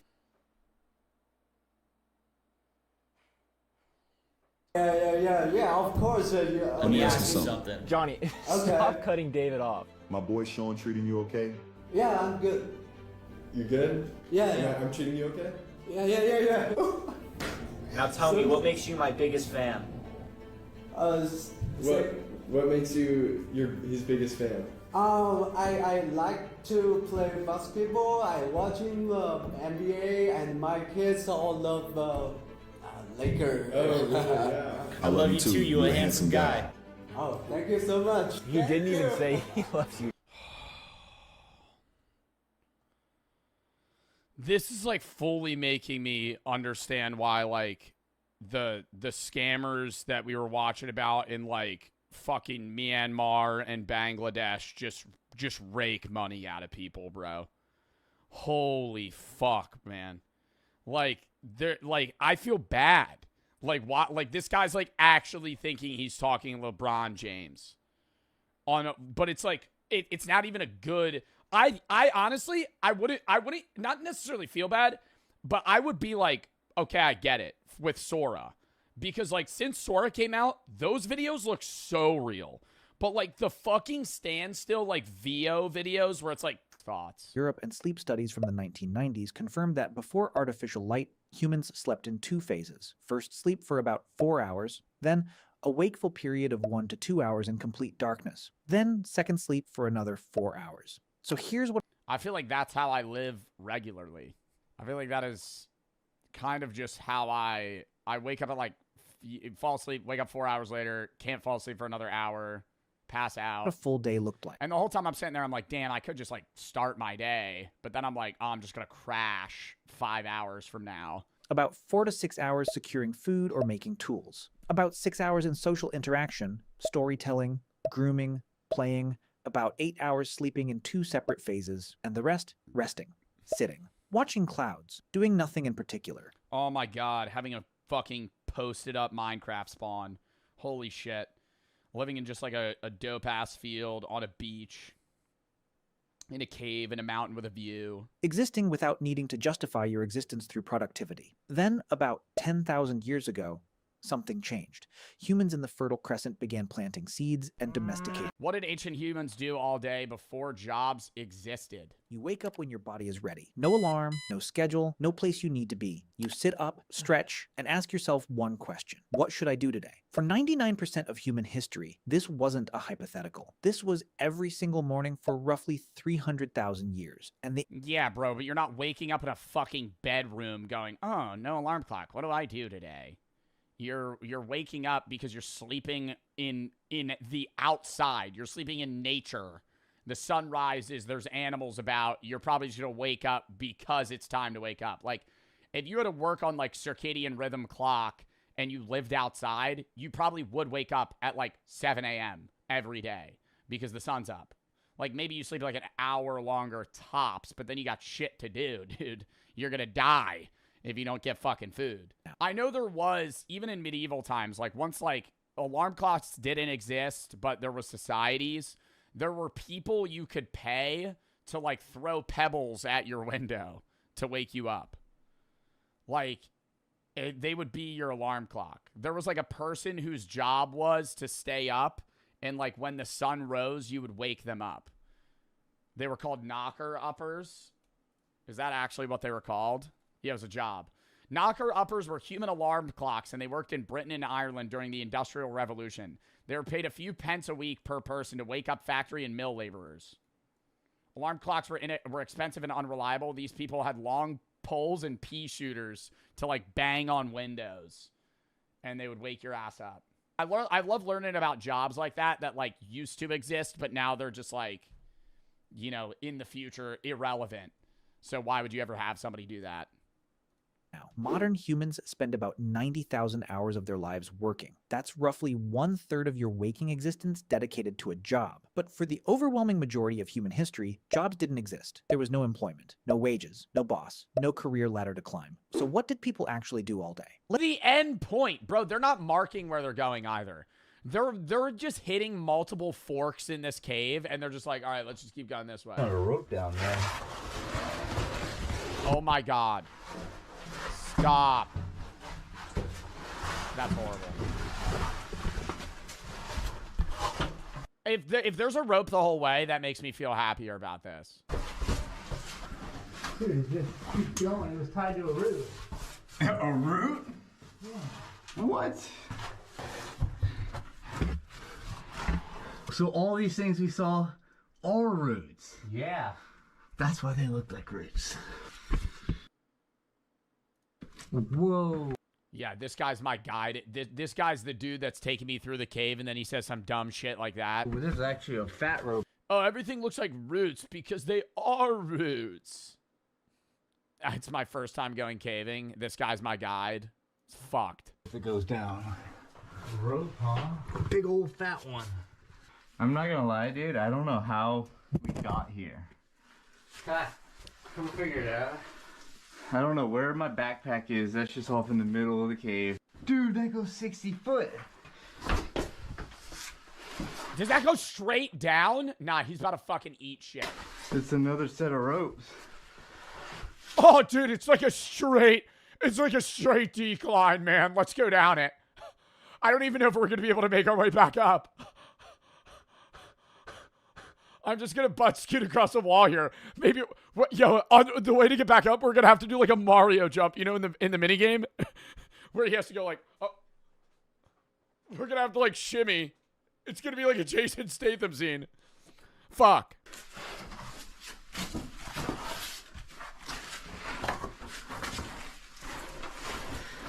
Oh, you're gonna have some sure footing. Guess we're going down this one with the knots. Yeah, I love how the one support system they have too is like the old rope that you have in your backyard from a tire swing from when you were 5. That's really weathered and also definitely somewhat dry rotted, right? Like this rope could break at any moment.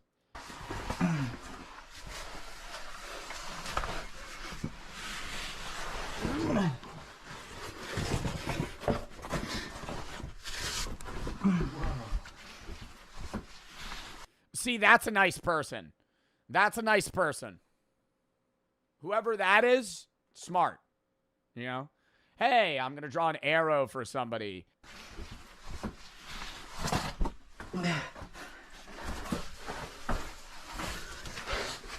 Wow, it just keeps dropping. I'd say.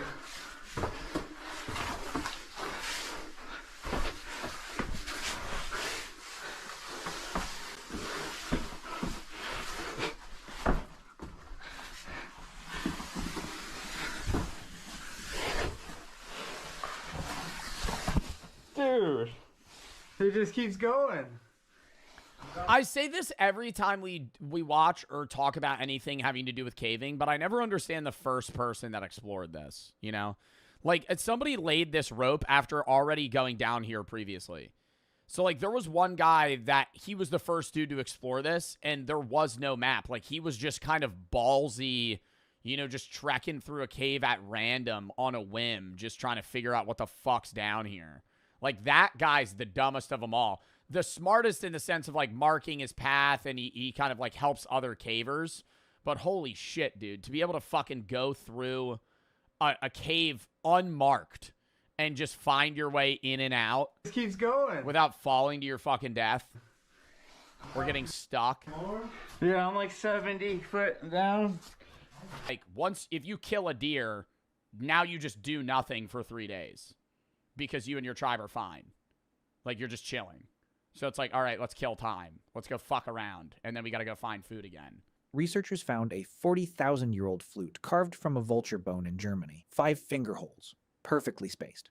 Whoever made this understood music, they understood pitch, and they spent significant time crafting it. Not for hunting, not for defense, for music. These aren't that's so cool, man. Somebody figured that shit out. isolated finds. Across Europe, Africa, and Asia, archaeological sites from 100,000 years ago onward are filled with evidence of decorative objects. Carefully crafted tools far more elaborate than necessary for survival. From 100,000 years ago? And items that required hours of focused work with no immediate practical benefit. This is what people did when they weren't securing food. They created. They decorated. They made things beautiful. So let's reconstruct a day. You wake up around... Bro, I just want to know the first human that went, whoa, what? Who am I? You know?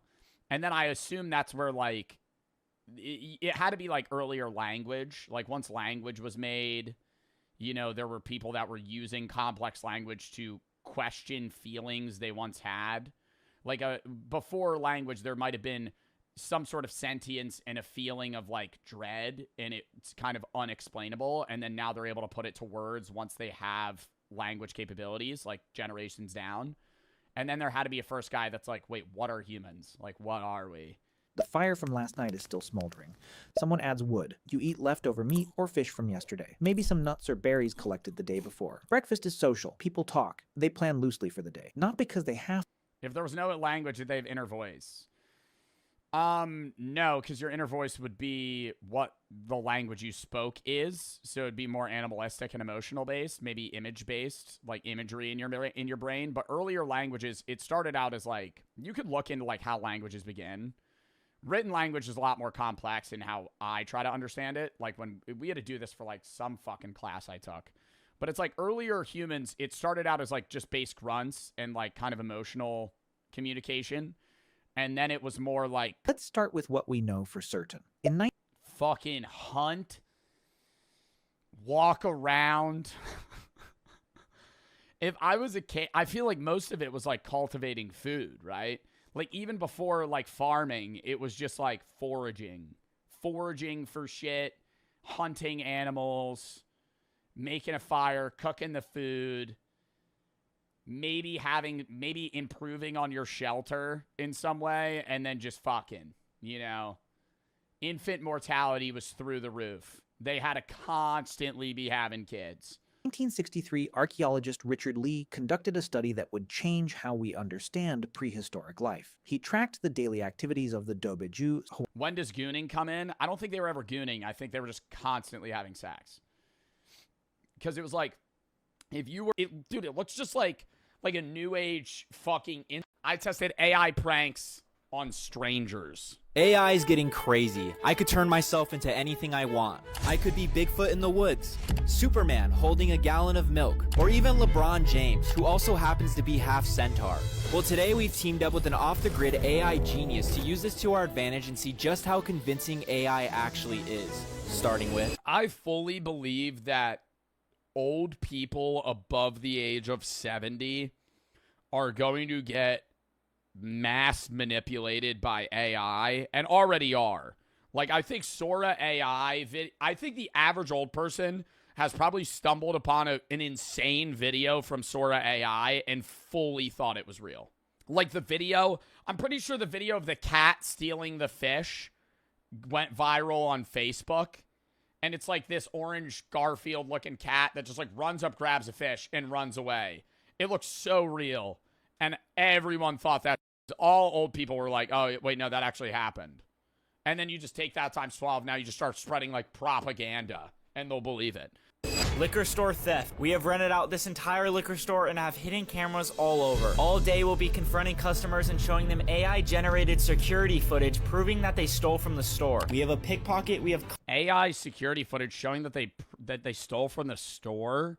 You think they're able to generate like a realistic AI video of a customer within the 3 minutes that they're strolling around a liquor store? Helping us with this bit. First, the pickpocket's gonna sneak a candy bar inside the customer's pocket. After he does that, I'll call the cops over and accuse them of stealing. And when they start to complain, I will show them a deep fake security footage of them stealing the candy bar. All right, let's see how this goes. All right, we have someone at the counter right now. Cue the pickpocket. It's a hot day today. Bro, that's unreal. They're able to generate that realistic of a video that fast. Yeah, it is. Just a Fiji. Bougie, huh? Very. Very bougie. Excuse me, guys. Can I just grab a paper here? Oh, yeah, sure. just that's good. Thank you. I appreciate it. You guys dating or? Bro actually did nothing there. Touched him, didn't even slip the Reese's into his pocket. Going on a couple of years. Okay, how'd you guys meet? No way he didn't fucking feel that. I'd be like, why are you hovering around me? More merch is here. You better not skip this, you fucking bitch. More merch. Carpe diem. Look at this sick-ass design. You better fucking look at it, dick. Seize the day. Carpe diem. Pluck the day. Same fucking thing. Follows the philosophy drops that we've always been doing. We were doing Memento Mori. We were doing Think for Yourself. Look at this sick-ass back. Peep it. Also got shorts. This time, they're shorter than the other ones. Different material. We're not going that thick cotton anymore. It's more breathable. We also got hoodies in other designs. The I've been in the hills. Fucking The worst dudes meme ever. part comes from a The TikTok. worst meme ever. Comes from TikTok. I don't even know how it started. I always wonder that. Like, there's a guy that started the I've been in the hills meme, and I don't know who it is. Do you think they think about that? I've said that before. Do you think people that, like, start memes and no one knows, like, breathe in it? Like, if you were the first person that started a meme, I'm not even saying the hills. I'm just saying, like, a viral meme. And you never got credit, you'd be like, nah, this is kind of lame. Like, it would piss you off slightly. So I always wonder about that, because I know it was a guy that edited a smile, because the original photo, I'm not smiling like that. I'm just straight face. Remix of an audio that's from a 2017 meme remix of a 21 Savage song. The meme pairs that audio with images or slideshows of Joe that someone edited to make him smile, which users then edit/remix into compilations. The meme really took off in mid-2022. Okay, teacher, we're going to Bangladesh. Kid named Bang. That is, whoever fucking wrote that out, you got it wrong. It would be the kid named Ladesh. You fucking wrote it wrong. Kid named Bang, smiling. So we're going to Ladesh, Bang. What does that mean? I don't, like, what? That's on purpose? Users then edit/remix in mid. This fucking meme's so stupid. It's just not funny. 2022. A TikToker by the name of drippiest.boi.in. Oh my god, is this the person that started it? Town 3 used the slideshow feature with the bus seat photo plus the hills sound in June 2022. That got a lot of traction, and then Joe himself reacted to one of the No way bro actually did a deep dive on who started the meme. those viral remix/edit videos via green screen, Elon Musk's 3 keys to success. which further amplified its spread. Beaver moment. One day when Joe was unbanning people, he came across a guy who got banned because he was spamming Beaver moment. It's unsure why he did this, but Joe's chat started spamming it, which made it a meme. Yeah, now we have a whole emote for it. Chat, type the emote. That's going to be like lost media soon. I feel like so many of my chatters, that's probably like new to a lot of people because it was literally like a one-day thing. And I would just be like, oh, Beaver moment. Nope. May God protect them. Everyone back up. Oh my god, no. Don't tell me she has a weapon. Oh my god. And like, why the alien's wearing underwear. Back up. She's smiling.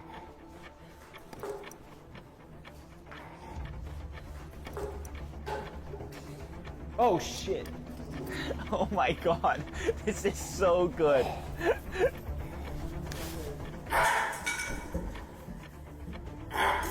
Go outside. Duck. Right here. I don't know. I have no idea. I don't know what this is. Wait, there's no exit here. Oh. Oh god! Oh my god, have the alien touch him and him like just like fake being dead and then just like dude traumatize the woman on God. Dude, that would be so scary. That would be especially if you believed it. Oh shit. Bro, his face, why is his face like, it looks like a rat. Dude, he just has, she's not looking at his feet, bro. Are you kidding me? I feel like I'd be looking him up and down. I'd be like, yo, your toe, like you literally just have human toes.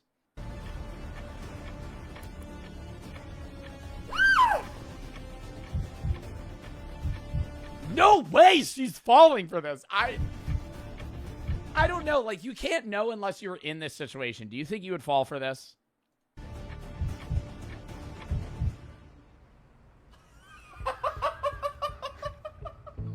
Gotcha! It's a prank. Oh my god. Are you okay? It's a prank. It's a prank. I need more than a muffin. I'm so sorry. We're Andrew's mom's friends. I'm so sorry. We have. No! Are you okay? Oh my god, I feel horrible. She's literally shaking. Dude, oh my god. I'm sorry. Okay, everyone inside is an actor. Go ahead. I'm shaking. Oh my god. Her scream. Oh my gosh, my heart. Did you actually say that? She fucking shoots the guy. News report. Just mag dumps into him, think he's actually an alien.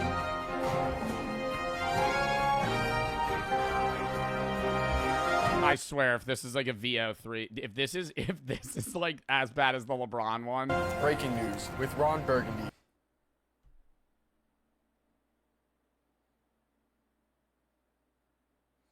Bro, you need to get like your grandpa to do it, you know, or like your dad. You like, bro, he looks like 20.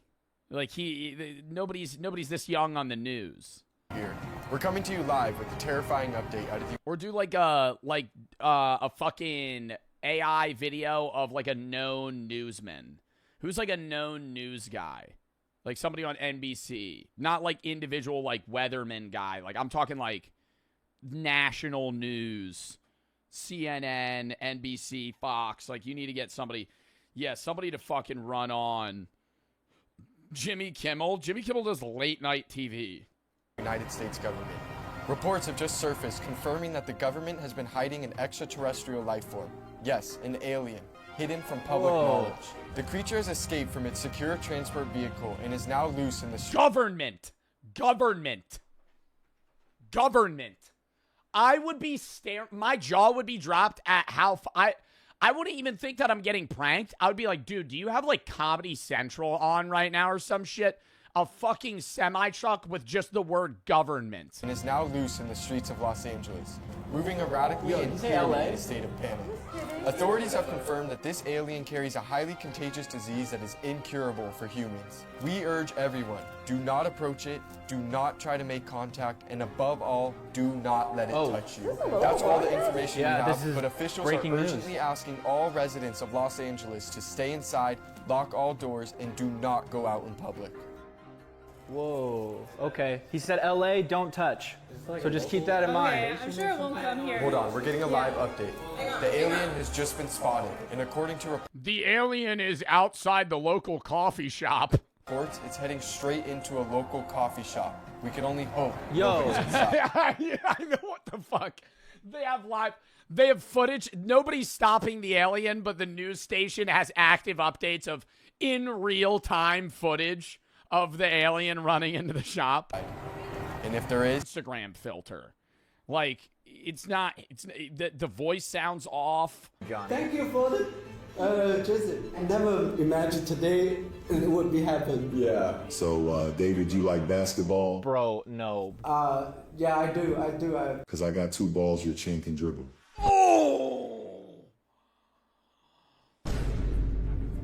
Bro, why are you this person? What possesses you to say these things? Too ball for me? He said, what? He said, I think he just asked if you're good at basketball. Nice save, Sean. Good at all. Yeah. Actually, not that good, but not that good. Yeah, but I love to play, and I teach my kids. You teach them, but you're not that good? Huh? Never mind. Hey, LeBron, do you remember you broke $1? Of course I do. That's the greatest moment of my life. Blocked by James. If you were alive in like caveman times, the odds that you would live past the age of 5 was very slim. Like, you're probably dying when you're born, you're dying in the first year that you were born, or you're getting eaten or fucking some sort of disease in the first 5 years of your life. Like, one of the biggest things of science in general is the fact that we have reduced infantile mortality drastically. That's why our lifespan's up, right? There were a lot of people, like, when they say the average person didn't live till 25 in, like, caveman times, that's true, but the number's highly skewed from, like, people that died in infancy through early childhood. Like, if you were a caveman and you lived to, like, the age of 20, odds are you might live to fucking 45. Like, you'll probably figure it out. You know, you're not going to live to, like, you're 80, but there were people that were living till their 40s in earlier caveman times. Swansea people in Botswana, one of the few remaining groups still living in a way that resembles pre-agricultural human life. He found that adults spent about 2.5 days per 1 in every 2 newborns died at birth. That, and then even in newer societies like the Spartans, 1 in 2 newborns died at birth. Maybe it might have been a little bit lower in that earlier society, but Spartan society, if your kid had a defect, they'd fucking throw it off a cliff. So it's like, you're getting a pull rate of like fucking 30%. Like 30%. Oh my god, dude, you have no idea how happy I'd be to get the fuck out of there. Like, if you were somehow like forced to do this. Oh my gosh. Jeez. Bro, they went in the evening too. It's almost nighttime outside. That seems horrible. What other videos does this person make? Action adventure twins. Oh, they're twins. Scuba diving giant marble mine goes wrong. She found him living in a huge cave on her land. Oh my god. What's their most popular video? High anxiety inside Petty John's cave. Look at that fucking thumbnail. Wow. Dropping GoPro down a deep mystery pipe. Do not watch if you're claustrophobic. We'll fast forward through a little bit. I'm not watching the whole 22-minute video. Yeah, no. Dude, your shoes, your feet standing vertically don't fit, so you have to fucking bend them to the side so you can shimmy through.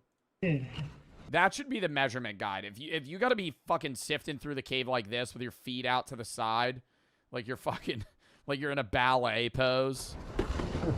Oh, it helps collect your breath. Oh my god. Yeah, this is the part. It's gotta be like the video though, because I don't even think my head would fit in this part. Gotta exhale. Oh, the old exhale trick. Lower the diaphragm. What's the most... Oh, this is the most replayed part. The fuck was that? A stalagmite? We're here at this crazy little passage. And... Dude, it's so... What a payoff, man. Look at this view. Look at this view. It took us 6 hours to get down here. It smells like urine. This crazy little passage. And Tim the Beast is gonna sit in this flooded passage. There ain't much room for anything in here. Oh my god, wait, there's a note on this wall. Mike Ecstasy. That's cold, isn't it? God, it's been everywhere we have. The hands and knees crawl. Oh yeah, there's a... See, no, this cave's kind of cooler though, because it opens up like so much to where you can kind of just freely walk around. That I get. Like trying to like push through so you could get to some big payout versus just being at the bottom of some pit. All right. We're going to call that there, though, chat. We might watch more of those videos.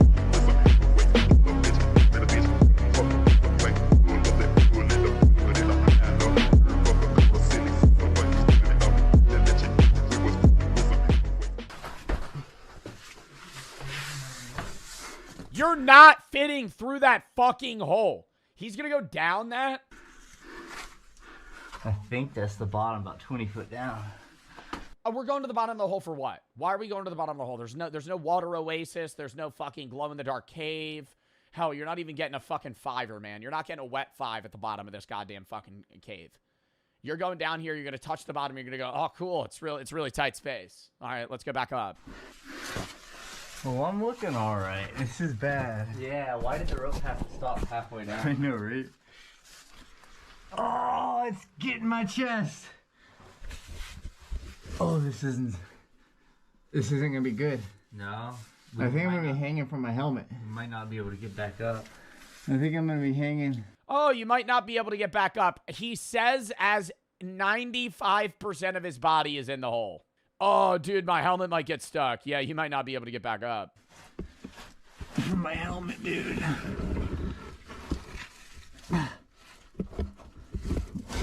Oh, well, if it... Holy crap, if it didn't, I would have been hanging from That goes so much deeper. I thought that was the fucking bottom right there. my helmet. No. Oh my god, that goes so much deeper. He's gonna go down in that? It drops like another 20, 30 feet. Holy crap. Okay, I'm getting off on this level. Okay.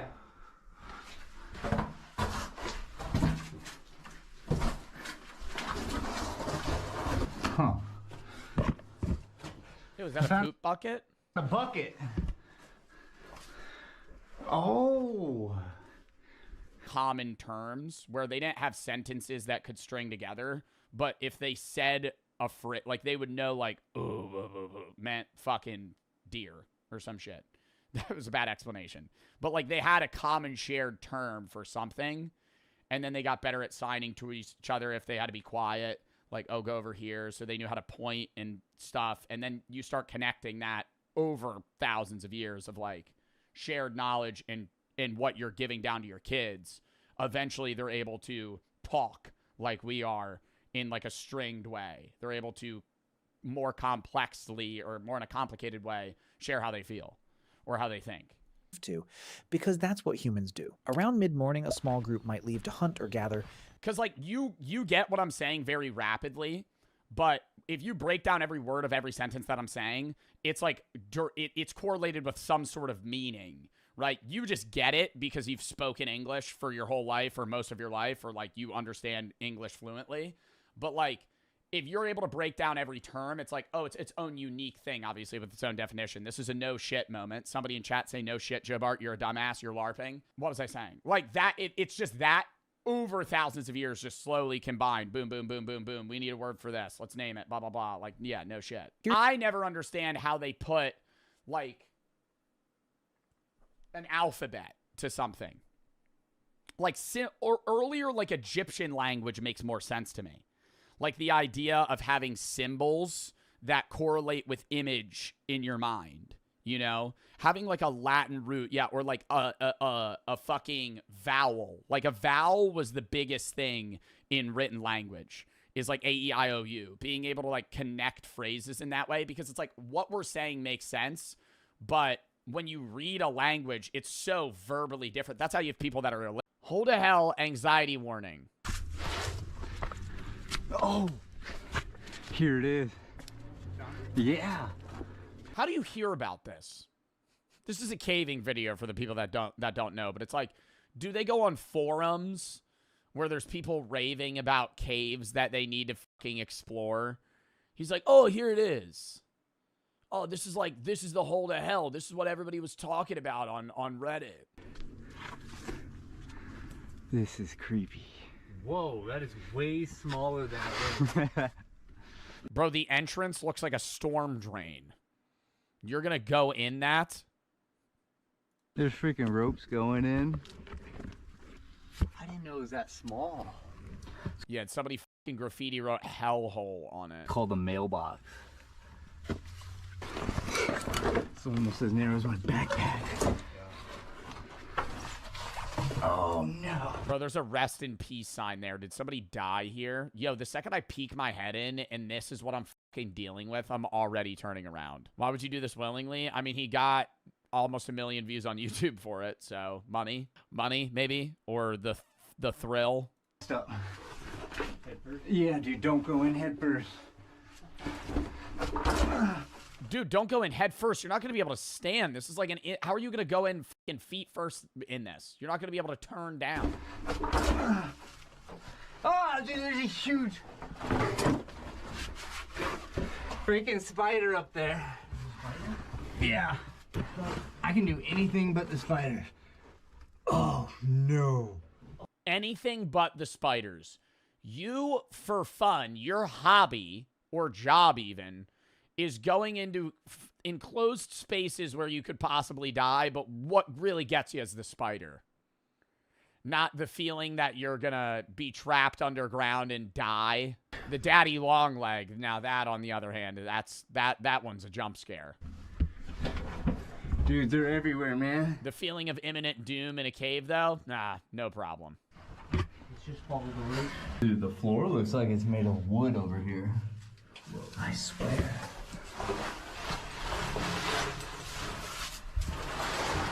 Where do they go? Is there a path? Dude, I'm just staring at fucking random holes. It looks like there's a million... No way, somebody else is here to navigate through with me. But if you're just full alone and it's dark, it would be so eerily quiet. Because it's not even like quiet like you're outside. It's quiet like you're in a room that... Dude, you're underground. So there's no ambient noise.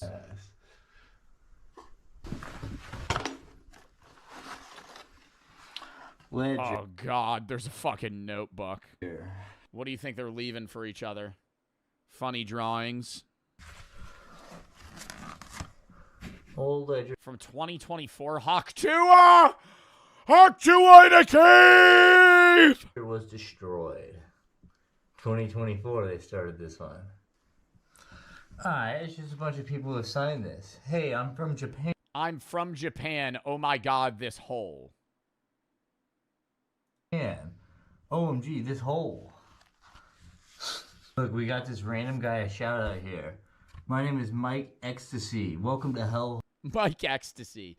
Mike Ecstasy sounds like a guy you'd meet at a bar. He'd offer you a drug that you've never seen in your life before, and then you just never see him again. Mike Ecstasy seems like a guy straight out of the Hangover movie. He's a DJ for sure. Yeah, he's a local fraternity DJ. Mike Ecstasy. Welcome to the hellhole. Oh, we got a little shout out for his music. At 808 MXTC. I produce and make music. We got. I'm like hoping it's techno.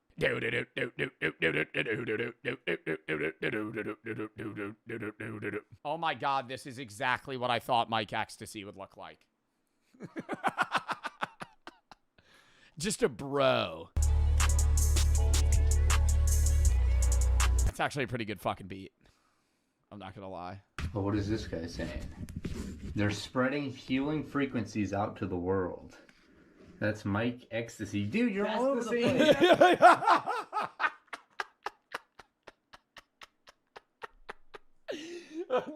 Yeah, they got mad at that shit.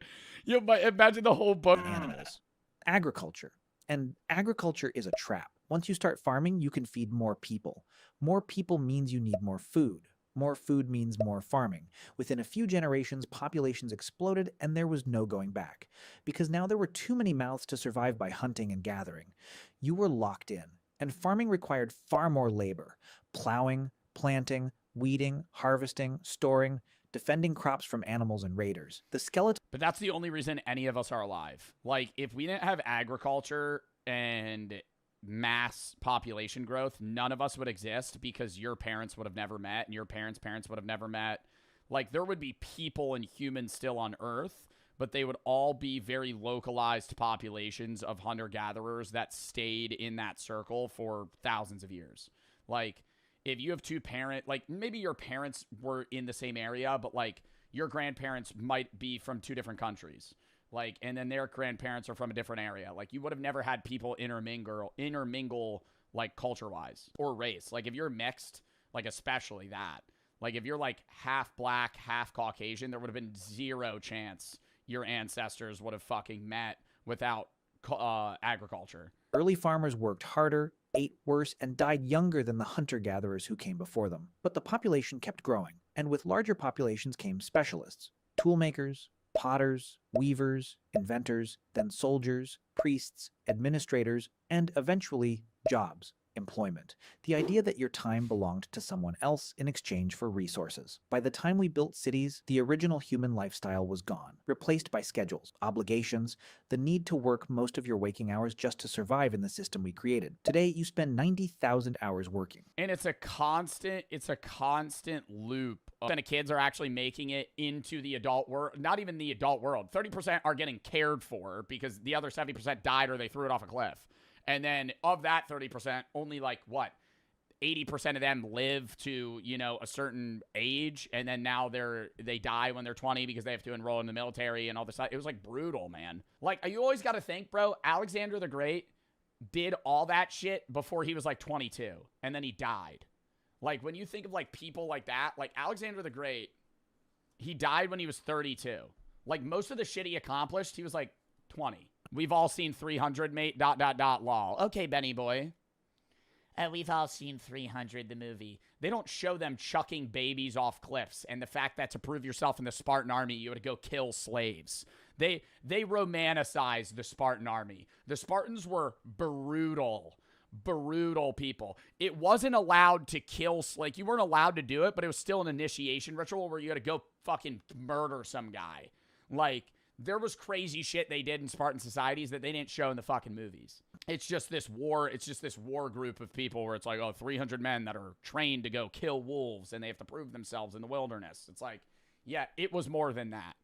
Anthropologists look. The Hadza in Tanzania, the ache in Paraguay, the martu in Australia. Completely different environments, different continents. Same result, about 15 to 20 hours per week spent on survival activities. For context, you probably work twice that. Now, some of you are thinking, but those are modern people.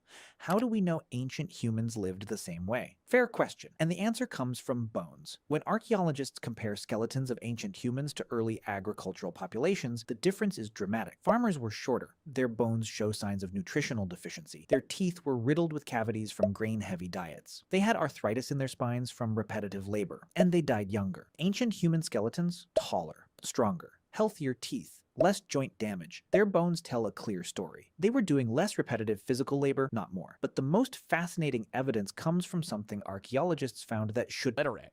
It's because you can understand a language verbally, but like writing it down, you know English as a language in two different ways. You know Spanish as a language in two different ways. Like, you could learn Japanese and never be able to read it. Because it's like, you actually know two different modes of communication. Here's the key. You don't go every day. If the hunt was successful 2 days ago and food is stored, you might not leave camp at all. You might spend the morning working on tools, sharpening a spear, weaving a basket, scraping an animal hide to make it soft and usable. This isn't... And that's why it's like, it's always based off of something. It's usually based off of vocal, like written language is based off vocal language. But for somebody that's like deaf that learns ASL is its own unique language that isn't correlated to spoken English. It's like its own fucking thing.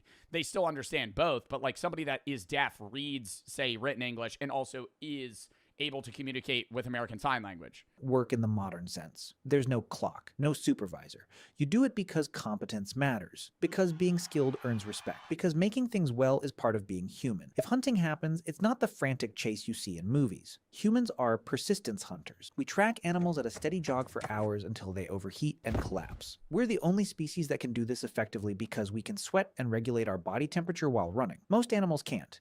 So we outlast them. The hunt might take 3 to 6 hours, including travel. Then the animal is carried back. Or even when they had the hunt for exhaustion, yeah, might take that long. But even if you have an instance where they have bow and arrows and they shoot one, they might shoot a moose. Like if you're an earlier human, you shoot a fucking big ass animal. You hit a kill shot, but now you just kind of have to follow the moose around for fucking 9 hours till it collapses. Because you can't rush at it because it'll kill you. But you just have to wait from afar for it to fucking die and bleed out. And by early afternoon, the productive part of the day is essentially over. What happens next is what modern people find hardest to understand. Nothing and everything. People rest. They sit in... It's just Mike Ecstasy shout out. Yeah, dude, you're all over the same guy. Mike.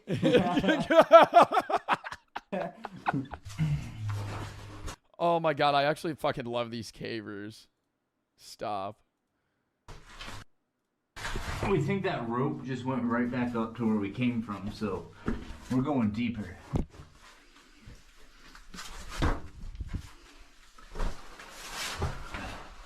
Oh no, there's nothing down here. Wait, what was that green thing?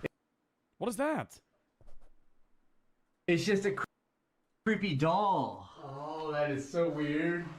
Let me see the doll. It's like a Buddha shrine looking thing. Oh, okay. Yo, on the back of it, it's probably going to say something about Mike Ecstasy. Congratulations, you found my shrine. The wall. Make sure to tune into my sick beats. What'd you see down there? I think it's official, man. The cave ends in a Buddha shrine. That's the bottom of the cave. Yeah. What the heck? And man, he is grinning. He's grinning? Yeah. Got a couple people praying over here. Are they getting the clay from in the cave? Like, where are they using this stuff to make these sculptures? Sounded weird and creepy. Oh, that is weird. It's so weird. Why is it so weird? It's like praying, or no, there's just meditating people here. Meditating snowmen. Mm-hmm. All right.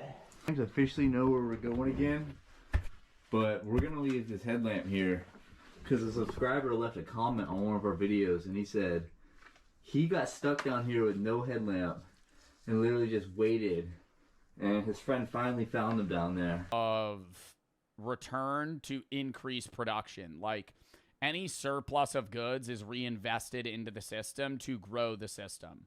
Like, we're constantly serving the future rather than the present. Anything that you do that's like, oh, this is more efficient, now we could do this. No, let's, like, we watched a video about that with factories. Like, if you're able to, like, more effectively produce energy, instead of just making energy cheaper, you just make more shit that needs energy. Like, that's why prices of that stuff never go down. Because whenever we get better at making something, you just make more things that need that shit. Because now we'll just keep that at like a stagnant $2. We'll make it more efficient, and then we'll add more stuff. So you have more luxuries, but those luxuries never get cheaper. Your ancestors spent way less. You sleep in one block and call waking up at 2 a.m. insomnia. They slept in 2 phases and used the middle hours for reflection. You spend your life chasing an illusion of greatness, achievements, wealth, and success by standards society invented. They woke up every morning already free, already enough, and at peace with nothing to prove to anyone. They didn't need to become successful. They were already living the life you're... Yeah, I wonder if there was like a level of, like, what level of depression existed within earlier humans. I don't think it was ever depression. I think there was higher rates of anxiety. Like, that's what I think existed more. I think depression was very far and few between in earlier humans, and it was almost certainly just full-on anxiety. Because you're just worried about dying. Worried about dying, worried about the future. Your fucking leg's injured, you're bleeding out, you have an infection, like that type of shit. Working your entire existence to retire into. You make art if you can find time after your job. Like, you trade freedom for safety in modern society. Like, the freedom of this era was better, but it's like you could die at any time. There's no net to catch you. Made art because they had time, and that's what humans do. We're not a different species, but we live so differently from how humans lived for 99% of our existence that we might as well be. We traded freedom for food security, leisure for population growth, time for productivity, and most of us have no idea what we gave up, because we never knew it was there. You think somebody said you think they gambled? Maybe, but I don't know, dude. Imagine being the first guy that made a casino. Holy fucking printing. You're the first guy that invented, like, blackjack, and you're the house. Fuck. You probably raked in money, man. Going to the OG slots. Well, not even the OG slots, bro. Those were, like, glitchable. I'm just saying you're the first dude that invented, like, a roulette wheel. Bet on it. And you're just the house. Infinite money glitch. Legitimately. But everybody would hate you. All right. I have to go piss. And then we'll hop into the last video.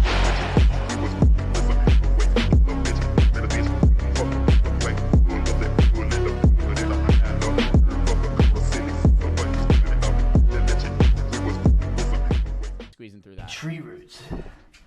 Oh, dude, that's slick.